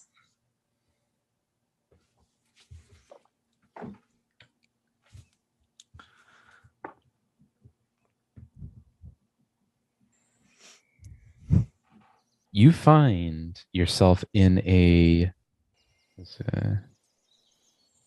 what appears to be a trophy hall. The floor of this room is hard packed soil, and it is as if the builders either ran out of lumber or after building the walls and roof, or was simply never thought of building a floor in. The number of poorly preserved horse and dog heads are mounted on the eastern wall, while along the southern wall hangs a pair of large black feathered wings tacked to the wall with daggers. Looks like these goblins could learn some decoration skills. All right, I'm going to go to the front door. While Utramir's doing this, I'm going to try open the doors or unlock it if I can, and open the doors. They appear to be barred from the inside, but you can easily unlock them. All right, I'll unlock them and open the doors.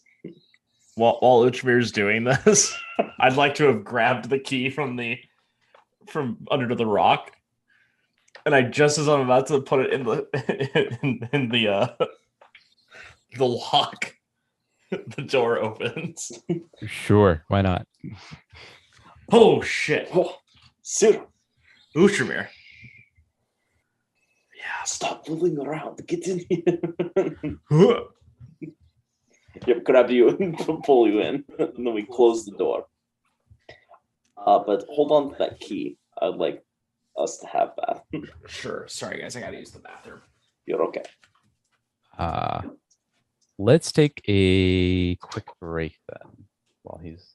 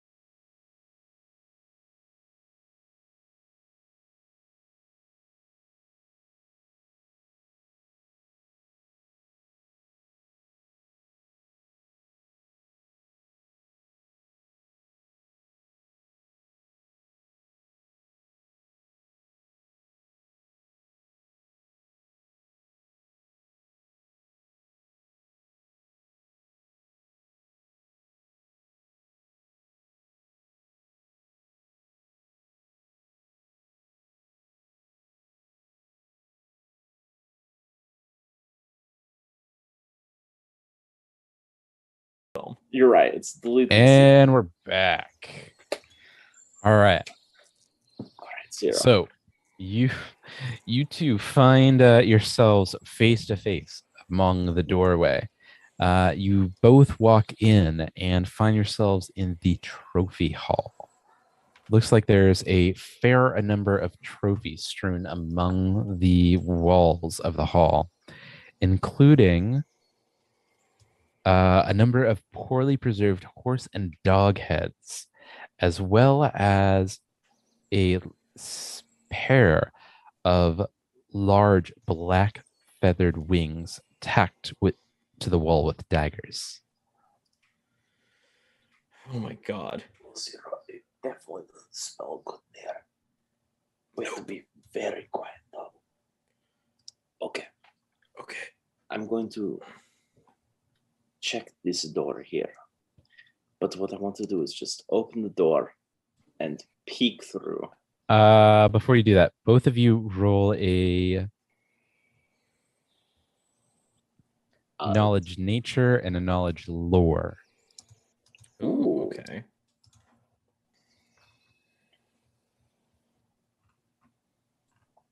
Actually know a bit about nature. And of course I roll a fucking natural 1 on the nature. All right. And I roll a 9. You both Utramir points at the feathers and says, those look like crow feathers. Just really, really big crow feathers. Those are big crow feathers, aren't they? Pretty big, right? And Ciro agrees. They are quite large. Well, I don't think there's anything else of interest. Well, I want to figure out about the lore maybe, and I just rolled. Sorry, that would be 21. All right. You recall a story about a goblin hero having defeated a black harpy. This occurred about several years ago, and the harpy was killed by 2 goblin chiefs. Do I see the trophy of the dead harpy? I think that's the crow wings. Oh, It appears that the crow wings are pinned to the wall with a pair of daggers. The trophy itself being the wings themselves. One dagger seems to be of modest make. The other seems a bit finer. Okay. Almost glitters in the light. Okay, I'm gonna take the nice one. As you take the nice one, you notice that it has a pearl handle and is of more than fine make. You recall a story about a harpy that owned such a dagger. This one, if you had a guess, would be valued at around 100 gold pieces. Holy shit. Hey, that's pretty good.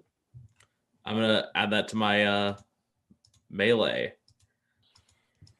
Or I guess actually I'm just gonna put it in my bag. Whoa, you could dual wield blades. Guess I could. Okay. You get more attacks, but you take minuses.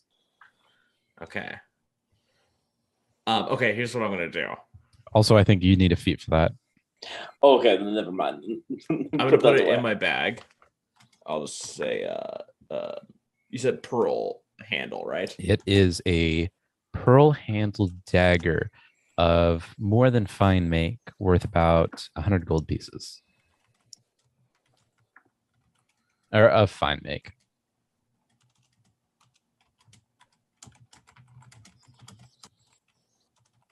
Okay. I'm gonna put that in my bag. That once belonged to a harpy, from your recollection. Okay.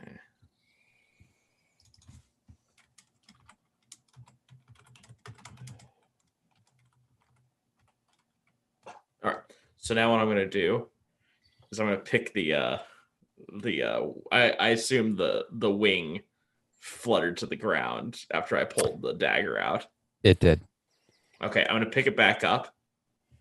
I have another dagger that is just like, base shitty dagger. And I'm gonna use that to hang it up on the wall now. Okay. Do you put it right where it was before? Yes. Okay.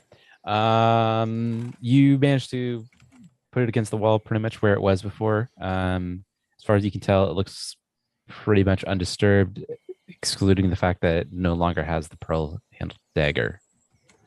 Perfect. And that leaves my inventory. All right. So Since I don't really need it. So what you're saying, though, Zero, is you heard the story about them killing a big crow. It wasn't a crow. It was more of a harpy monster I've never personally seen. Harpy, so that's another word for crow. Yeah, let's go with that. Outram. Big bird is what you're Big, saying. mean, nasty, dangerous flying thing. Interesting. All right. I'm going to try and open this door here. All right. Oh, can I do one thing before we do that? Sure. Can I examine the other dagger? Just out of curiosity, I just want to see if it maybe do a knowledge check on that. See if there's anything special about that one. Just appears to be a old rusty dagger. Perfect. Sorry, just want to make sure. All right, now I'm going to try and open the door. Is it locked? It appears to be unlocked. All right. I'm going to draw my returning dagger. I'm going to have one hand on my rapier. I'm going to open the door. And You draw find a empty corridor. Well, better to be safe than sorry. All right. To your right, you find a single door. To the opposite side of the corridor, you find a series of double doors. I'm going to open this door, the singular one. Ciro, are you following? Yeah. You find what appears to be a storage for food. This storeroom is half filled with crates of barrels and large sacks of grain.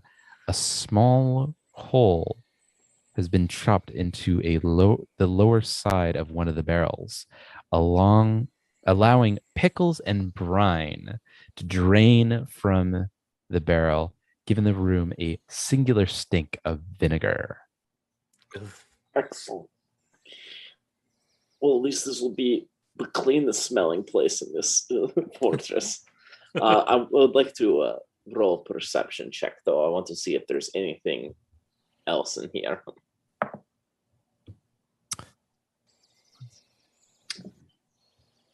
A 25. You find a couple of salted fish, a large crate of moldy bread, but nothing really that you would consider edible. All right. Okay. Okay. Outramir, while you're in there, I'd like to kind of lean up towards the double doors. And I just kind of want to press my ear to it and maybe see if I can hear anything. On the other side of the doors, you hear the sound of what appears to be two goblins bickering. Okay. I'm going to go towards the door that Outramir is at. And be like, hey, Outramir, stay in here. Actually, come with me. We're going to exit through these double doors here. Okay. I'm going to stay down here. I want you to move over here. Okay. I heard some goblins there. And I'd like to leave the doors open, by the way, the ones we just went through. Okay. And I'm going to use Dark Shadow to attempt to open the other double doors.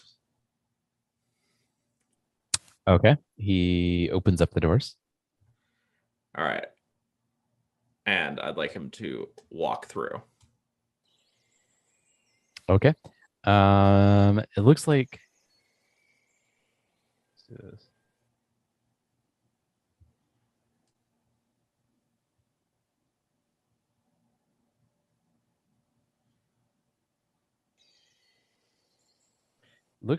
the shadow finds a area that leads upward. It appears to be the one of the watchtowers, staircase leading stone staircase that spirals around, either a story or two up. Okay. So there's no goblins there behind the doors. Not immediately, no. Okay. Okay. I was curious if that they might, that might draw them out in a sense. Well, maybe we should go take care of those goblins. First, I think what I want to do is move into this area and put my ear up against the next set of double doors. See if I can hear anything. Go ahead and roll a perception. What do you hear? That is a... Sorry, one sec. I'll pull up my perception.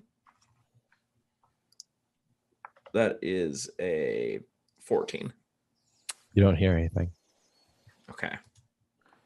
Count to three, we'll both open the doors. Okay, ready?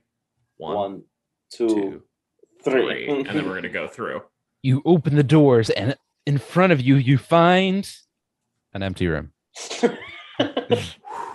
That was pretty cool, right? We were pretty synced up there. We were. All right, I think we need to go up the stairs and take care of those goblins. I think that's not a bad idea, Utramir, but we might want to use... Actually, yeah, let's just do it. You lead, I'll follow. All right, I'm going up the stairs. And be sure to have your... Oh, I have my rapier out to cut up some motherfuckers. All right. After you... Okay.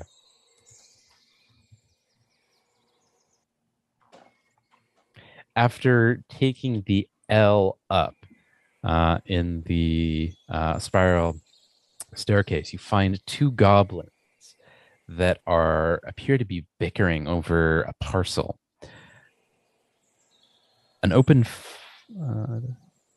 It appears that they are bickering over a pile of pickles, and the smell of vinegar wasps through the air.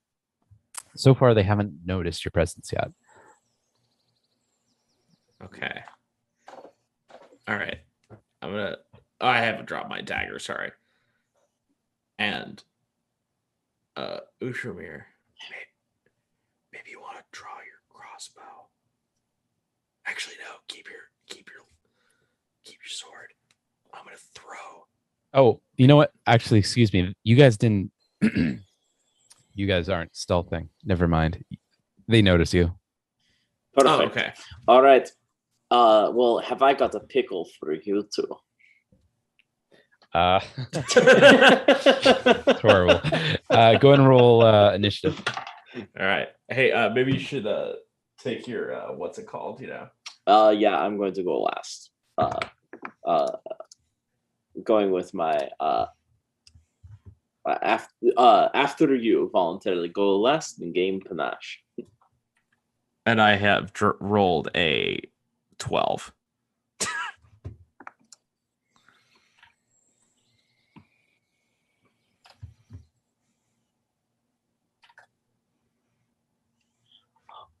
All right. So, Goblin's going to go first. goblins. Also, I want to clarify that the said pickle is my rapier, and the pickle for you is the rapier to your heart or head, wherever it may fall. What are you talking about, Orc? I'm trying some wordplay. But clearly your puny minds could not understand my genius. What? Who you calling puny? Oh, I'm sorry. You and your friend. We'll wring your neck. Oh, but you're going to need to get on top of one of your buddy's shoulders to try and get to my neck. Stumpy. We'll get you. I would like to see you try. The first goblin goes straight for your neck and tries to jump up to gain a vertical advantage. Roll an attack of opportunity. Oh man, if you just punch it out. 11 plus 8 is 19. All right, that hits. All right, let's see. D6. 3. All right, you managed to punch the goblin in the face as he jumps up at you. He, however, manages to cleave forward with his dog slicer and slices you in the cheek, doing 4 points of damage. Oh, I must thank you, my friend. As I tell Ciro, my rat friend here, chicks dig scars. We'll give you many more scars. I'd like to believe that, but I just don't. The second goblin draws his crossbar or short bow and launches an arrow towards Utramir.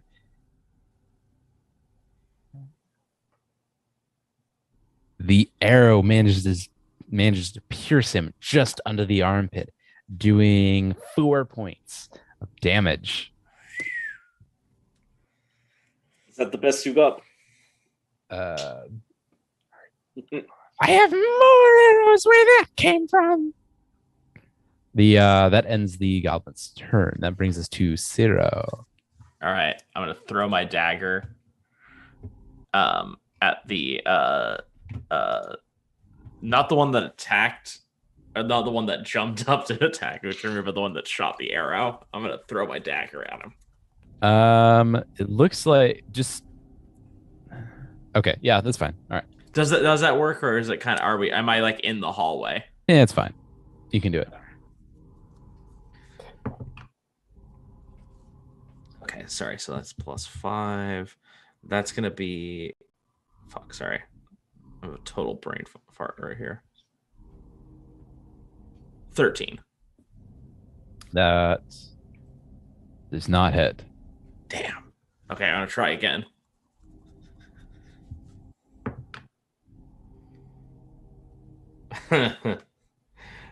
That's a 14. Also does not hit. God damn it. Ciro, allow me. I'm gonna try one more time. It's worth it. Maybe I'll get lucky. Or just not be lucky at all. 5. Doesn't cut it. Okay. Well, that may not cut the mustard, but my rapier sure will. Lots of food talk. I don't know. We just stumbled across a pantry full of vinegar and pickles. You know what? Just die. I'm going to stab at the goblin in front of me. All right, go ahead.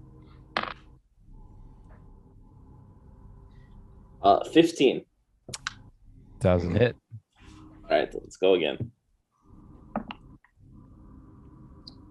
18. That one hits. All right, and with panache. Okay, that was a 6 plus with panache. I gain.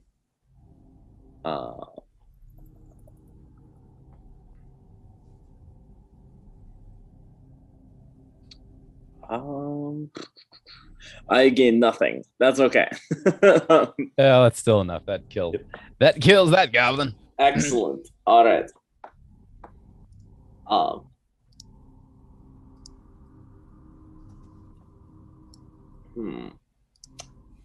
Now that I've killed that guy.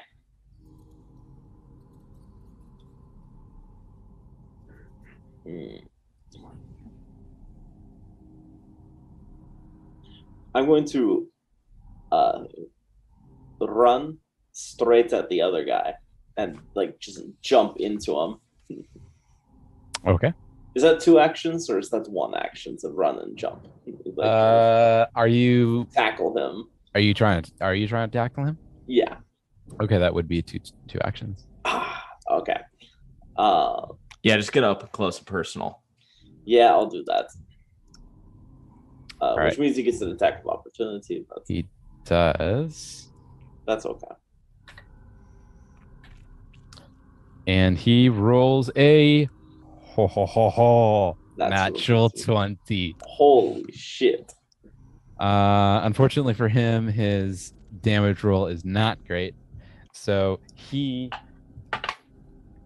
manages to cleave an arrow into your left shoulder, but it only seems to do about 6 points of damage.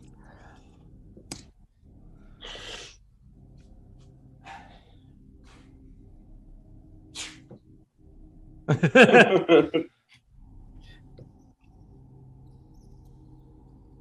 right. right. So now I guess it's their turn. Is that okay? Yeah, that's it for your turn. Yep. Oh, yep. That brings us to the goblins. Let's see what they do.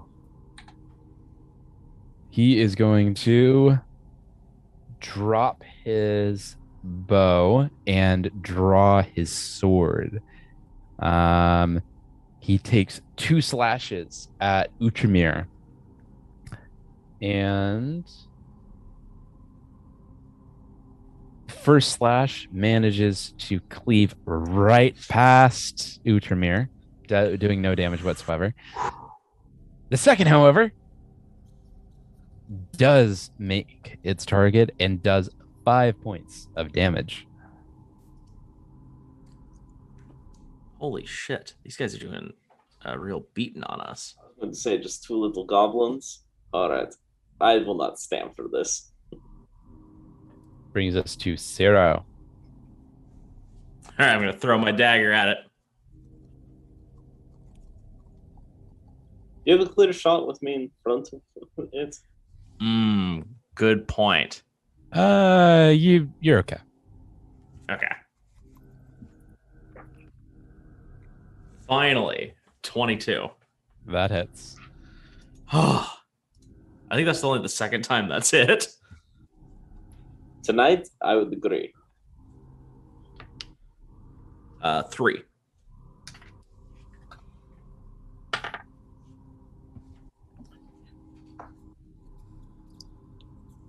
The dagger moves forward and finds its way into the goblin's left thigh, doing a significant amount of damage, blood spewing everywhere.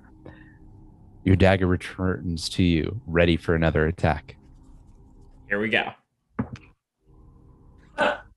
Natural 1. All right. You throw the dagger forward, and it not only does it miss its target completely, it lodges itself into the wall and is unable to return to you. Well, I'll end my turn there. Brings us to Utramir. All right. No puns, no nothing. I'm just going to stab. Do it. Stabby. Ashy slashy. 17. That hits. 1. You slash forward, and it only pierces his left foot, doing a minuscule amount of damage. All right, I'll attack again. 21. Also hits. Come on, baby. Oh my god, another 1. Again, you slash forward. Again, piercing, in fact, the exact same wound going. It seems that you made a hole and then you filled the hole a second time, doing almost no damage whatsoever. Hey, Ushramir. Okay, here's a question. This is so I know you're this is a one-handed weapon, right? Mm-hmm. Do you take a penalty if you go for a punch, like that -10? You would, yes. Yeah, I'm just gonna stab one more time. I got this. Do not worry. I do not got this. So 10. You lunge forward and you manage to miss your target completely. You know, I think the smell of of the vinegar is really getting to me right now. That brings us to the goblins. This time, these guys be. How's your foot? this time the goblin. No, the goblin's just gonna go for the attack. You Do it. pinned him. He's got no options. All right, he's going for 3 slashes at Utramir. Not a single one hits. Wow. Okay. Okay. You dodge every single one of the goblin's attacks. All right, Siri, you're up.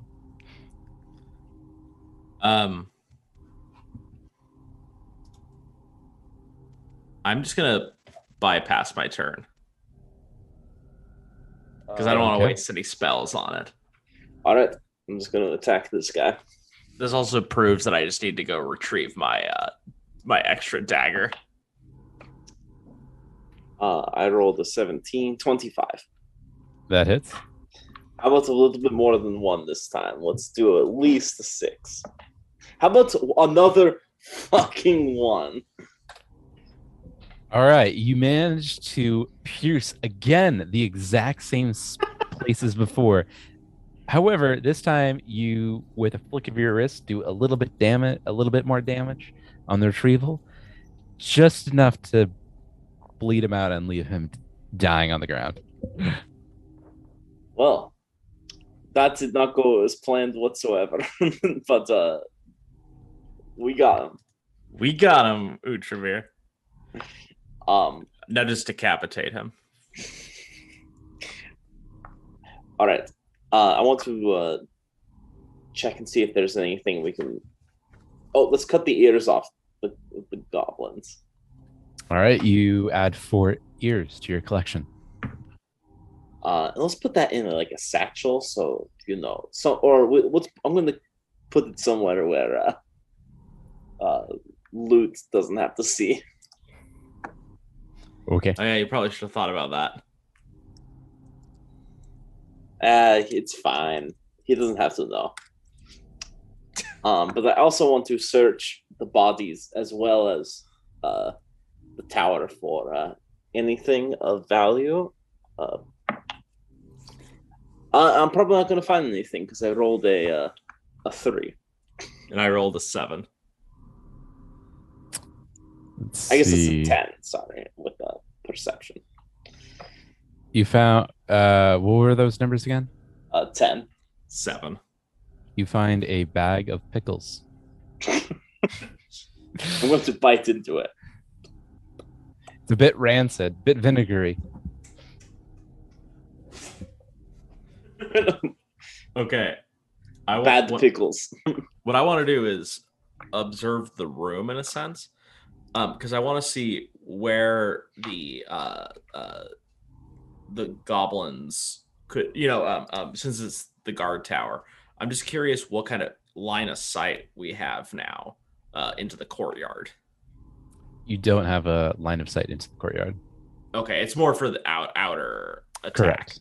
There is a south and a western facing slit in the wall. Excuse me. There is a southwest and eastern facing slit in the wall, but not one to the north. Gotcha. All right, let's get back downstairs and let's explore the rest. Yeah, let's get back downstairs. And before we do anything else, I'm taking that dagger back. Fuck the harpy wing. I don't care about preserving shit. Do you? Okay.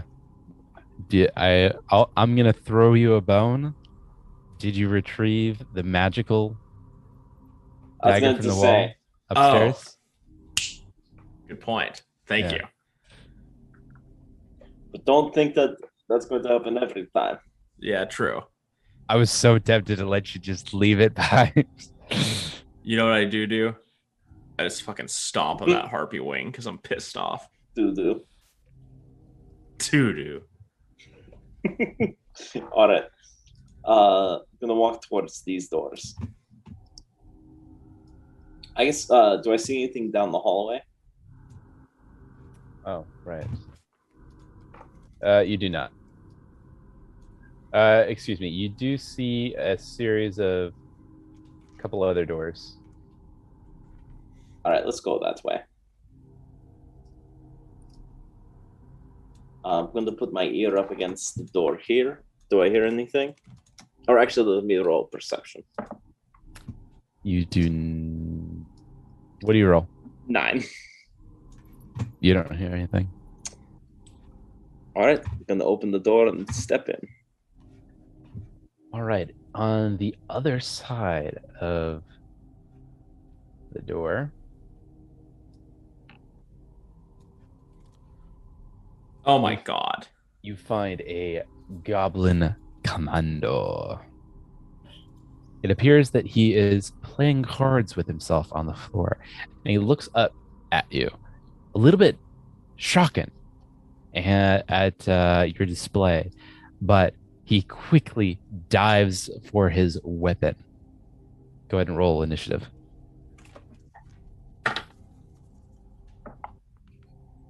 $18. 18. All right. I'll let you go first, Sutramir, since you're closer. I think that makes sense. Sounds good to me.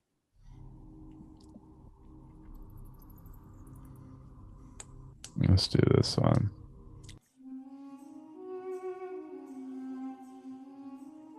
And the Goblin Commando. Let's see how he does. Ooh, this is all right. We're going to start with Uchamir. All right. Or Sierra, whoever wants to go first. I'll go first. So I'm going to stab at him. All right, go ahead and roll attack. And actually, now that I say that, not only am I going to stab at him, I'm going to use Precise Strike, which if I hit, I get 2 additional precision damage. And with Panache, I get to roll 2 d6s if I land the attack. All right, go for it.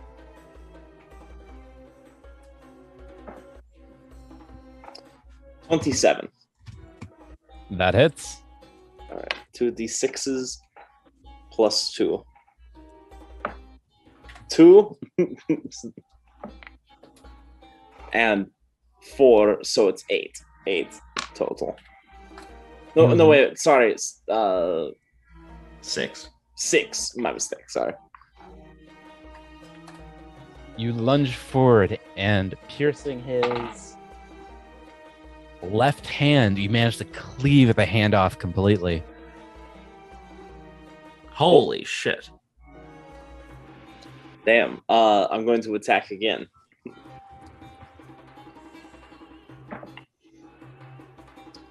Uh, 12. Does not hit. Uchimir, move over. I was just about to say I'm going to step to the side, which does leave me open to an attack, but Not if you step 5 feet. If it's only 5 feet, it does not. oh, okay. I'll step that way. And I assume the door is open because, Yeah, you just went through it. it is. All right. I'm going to throw my dagger at him. Do it. The returning one, that is. Gotcha. God damn it. 11. Doesn't hit. Okay, I'm going to try again. This is pissing me off. Welcome to my world. Just horrible rolls all day long. Seriously. We know your pain. Oh, thank God. That's a good one. 19. Okay, that hits. Oh, okay. Please be a 4. I'll take a 3.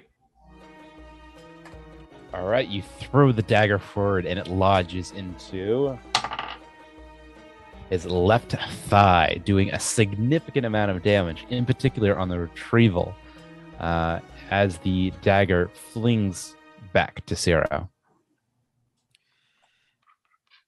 right, I'm going to try one more time. What could it hurt?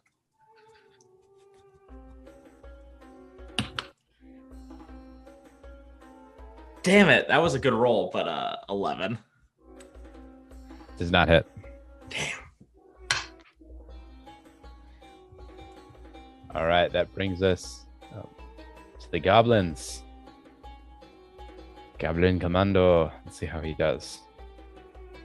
Goblin Commando. The goblin frantically grabs at his wrist, trying to stop the bleeding, while at the same time lunging towards his horse chopper. He flings forward, lashing at Utramir. The horse chopper lunging itself into Utramir's flesh, doing 6 points of damage. Ooh. Damn. Dude, we're going to have to abandon this. Yeah. There's no way we can take them all on. That'll end his turn. Utramir. All right, I'm going for that precise strike again for his other hand.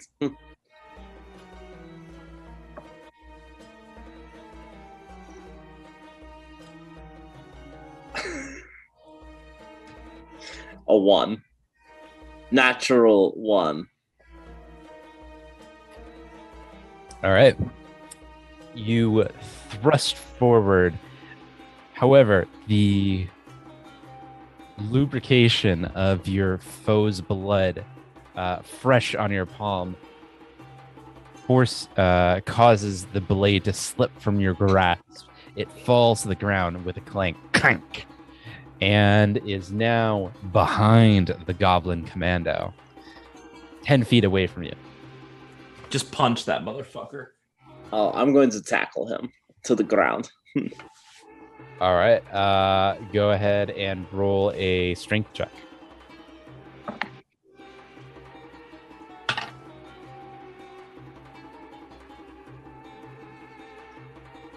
Uh, 20. Not natural.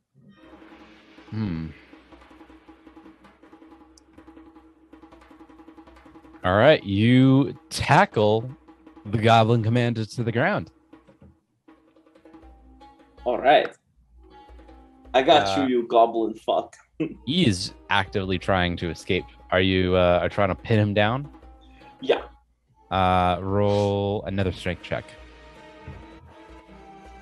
21.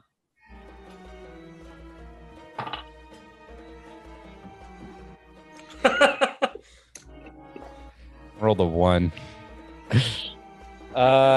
You pin him to the ground, and in doing so, you break his other arm. Holy shit. Damn. Okay, I guess it'll be my turn then, huh? Yeah. All right. It's true. I got him on the ground zero. Stab the shit out of him. Yep, I'm gonna come in, walk over, and Oh my god. Stabby, stabby. All right. stabby. Go ahead and roll an attack with advantage. Okay. Let's see. That is 19. That hits. All right. Let's see what happens. More than a 1, baby. Fucking 1. That might be all we need, but Nope. He's still alive. all right. I'm gonna try again. Have him on the ground zero. That is 17. That hits. One more. Come on.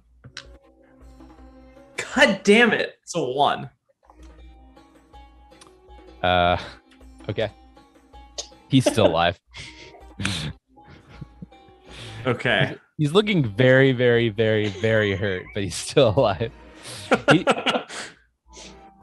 If you ever seen a fish out of water, that's kind of what he looks like right about now. Okay. You know what I'm gonna do? I don't know if this is even an option, but can I just put my foot on his face? Sure. He might Yeah, I'm bite just gonna- you. Oh, that's a good point. That might not be a good idea. He's got sharp, pointy teeth. Put it on his neck. No, you know what? I'm just gonna give him one more try. Why not? Just fuck it. +2 for advantage. Thank God damn it. Oh wait.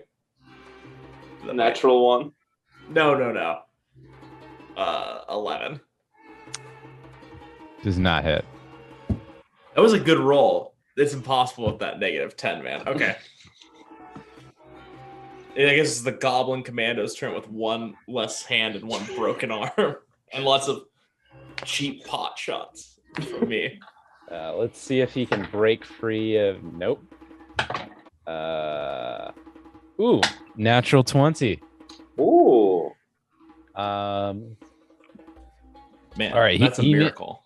He manages to break free of Uchamir's grasp using his own blood as a lubricant to escape. Man, he's putting that blood to good use.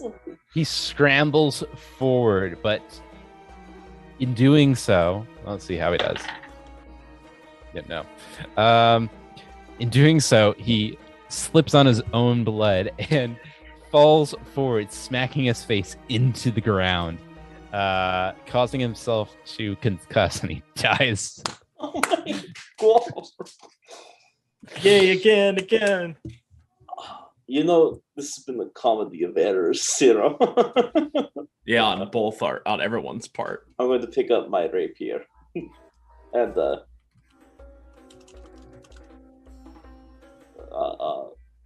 put it back in my sheath. Or sheath it, I mean. Looks like you lost one of the. Is it gem encrusted? Your rapier? Just gold. Just gold. Okay. Golden. It looks like it's you chipped off a bit of gold from your rapier's handle. Oh, damn. A little less pretty now. Well, that's what happens, I guess, when you roll a natural one. I'm going to take his ears. All right. That's a total of 6 ears now. All right. I want to search the body and the tower, and I roll a natural 20. All right. You find a pile of playing cards. Really? That's it. Holy shit! What a waste of a roll. All right. And that, that's just the way the cookie crumbled. Although it looks like about half of them are blood stains. They're not really usable anymore. I should go. I want to go search upstairs. There's probably more goblins, dude. You find the Joker. In a society. The only thing of value is the Joker. Oh my god. All right. So there's nothing left in the tower. Upstairs or down. All right, I'm just gonna open this front door. Step through. You get a bad tingling feeling down the back of Don't your do neck. it. All right, so never mind. Let's go back out to the hallway. And let's try door number 2. You get another bad tingling. Oh wait, no, never mind. I lied. Oh, thank goodness.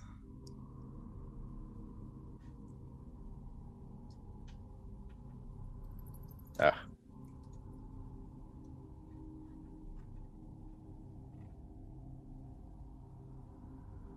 I won't step through this time. They will definitely open the door. You find what appears to be the Goblin Warriors barracks. 6 poorly constructed bunk beds, little more than hammocks slung on rickety frames, stand along the walls of this room. Each is heaped with a vermin-infested blanket and a lump of straw that serves as a frustrating pillow. Oh, Frustrating pillow. man, they sure are living in luxury here. Shitty beds, vinegar-soaked everything. This is literally my hell. I'm stepping out. Maybe you want to do some investigating into that room. Maybe see. Oh, do you think I'll find one piece of straw that's not broken? Maybe. You know what? Fair enough. I'm gonna No, try to I'll go do through it. I'll well, search. while you're doing that. I'm gonna go through the door in front of me.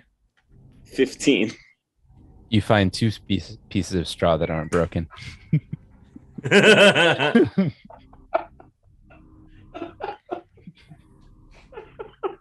It does well with my time.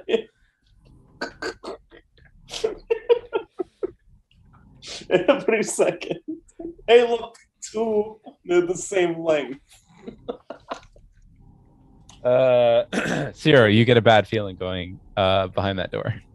Okay. You know what? What about Uchimir, these double doors? You get a really bad feeling about those double doors. You go through them. You can try. Yeah. Why not? All right. Upon opening those doors, you find an empty room. Oh, well, let's try these doors then. You get a really bad feeling on the back of your neck. Okay. And you know what, Uchimir? I think this calls for a good old-fashioned retreat. A retreat? Ultrameter does not retreat. Maybe we should really check on our buddies. You know, see how they're doing. Wait, do you think they're okay? Well, I don't know. Maybe not. Oh, really? You never know. Something might have happened to Flute. Oh, we should have taken them along with us. Okay, let's go check on them. And we're gonna leave the fortress and meet back up with. Actually, I'm going to run quickly. I'm going to almost run past Zero because I'm scared that Flute and Loot are in danger.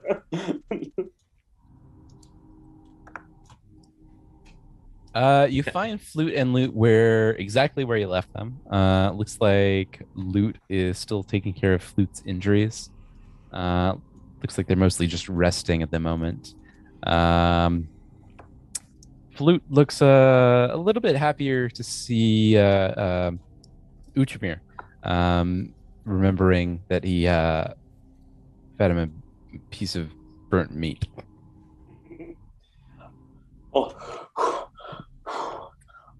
Oh, I tried to get back as fast as I could. Are you guys okay? Yeah, we're good. You sure? I mean, Flute's been better. He has 2 arrows in his ass. Oh, well, who's a good boy? Give him another piece of jerky. He takes the jerky, but it kind of growls a little bit, but he takes the jerky nonetheless. He is still a goblin dog. Lute and Flute, I think we might want to return to our base camp and maybe rest up a little bit. Yeah, that might not be a bad idea. Let's get there quickly. All right, you make your way back to where you made camp the day before with relative ease and manage to get ready for the night's rest. And I think that's where we're going to end it for tonight. Thank you so much for those watching, and till next time. Till next time, thank thank you you all everybody for for watching on either the stream or on YouTube. And yeah, till next time. Keep a lookout for our next move to roll. Absolutely. Night, guys. Night. Good afternoon, good evening, and good night. That's absolutely right.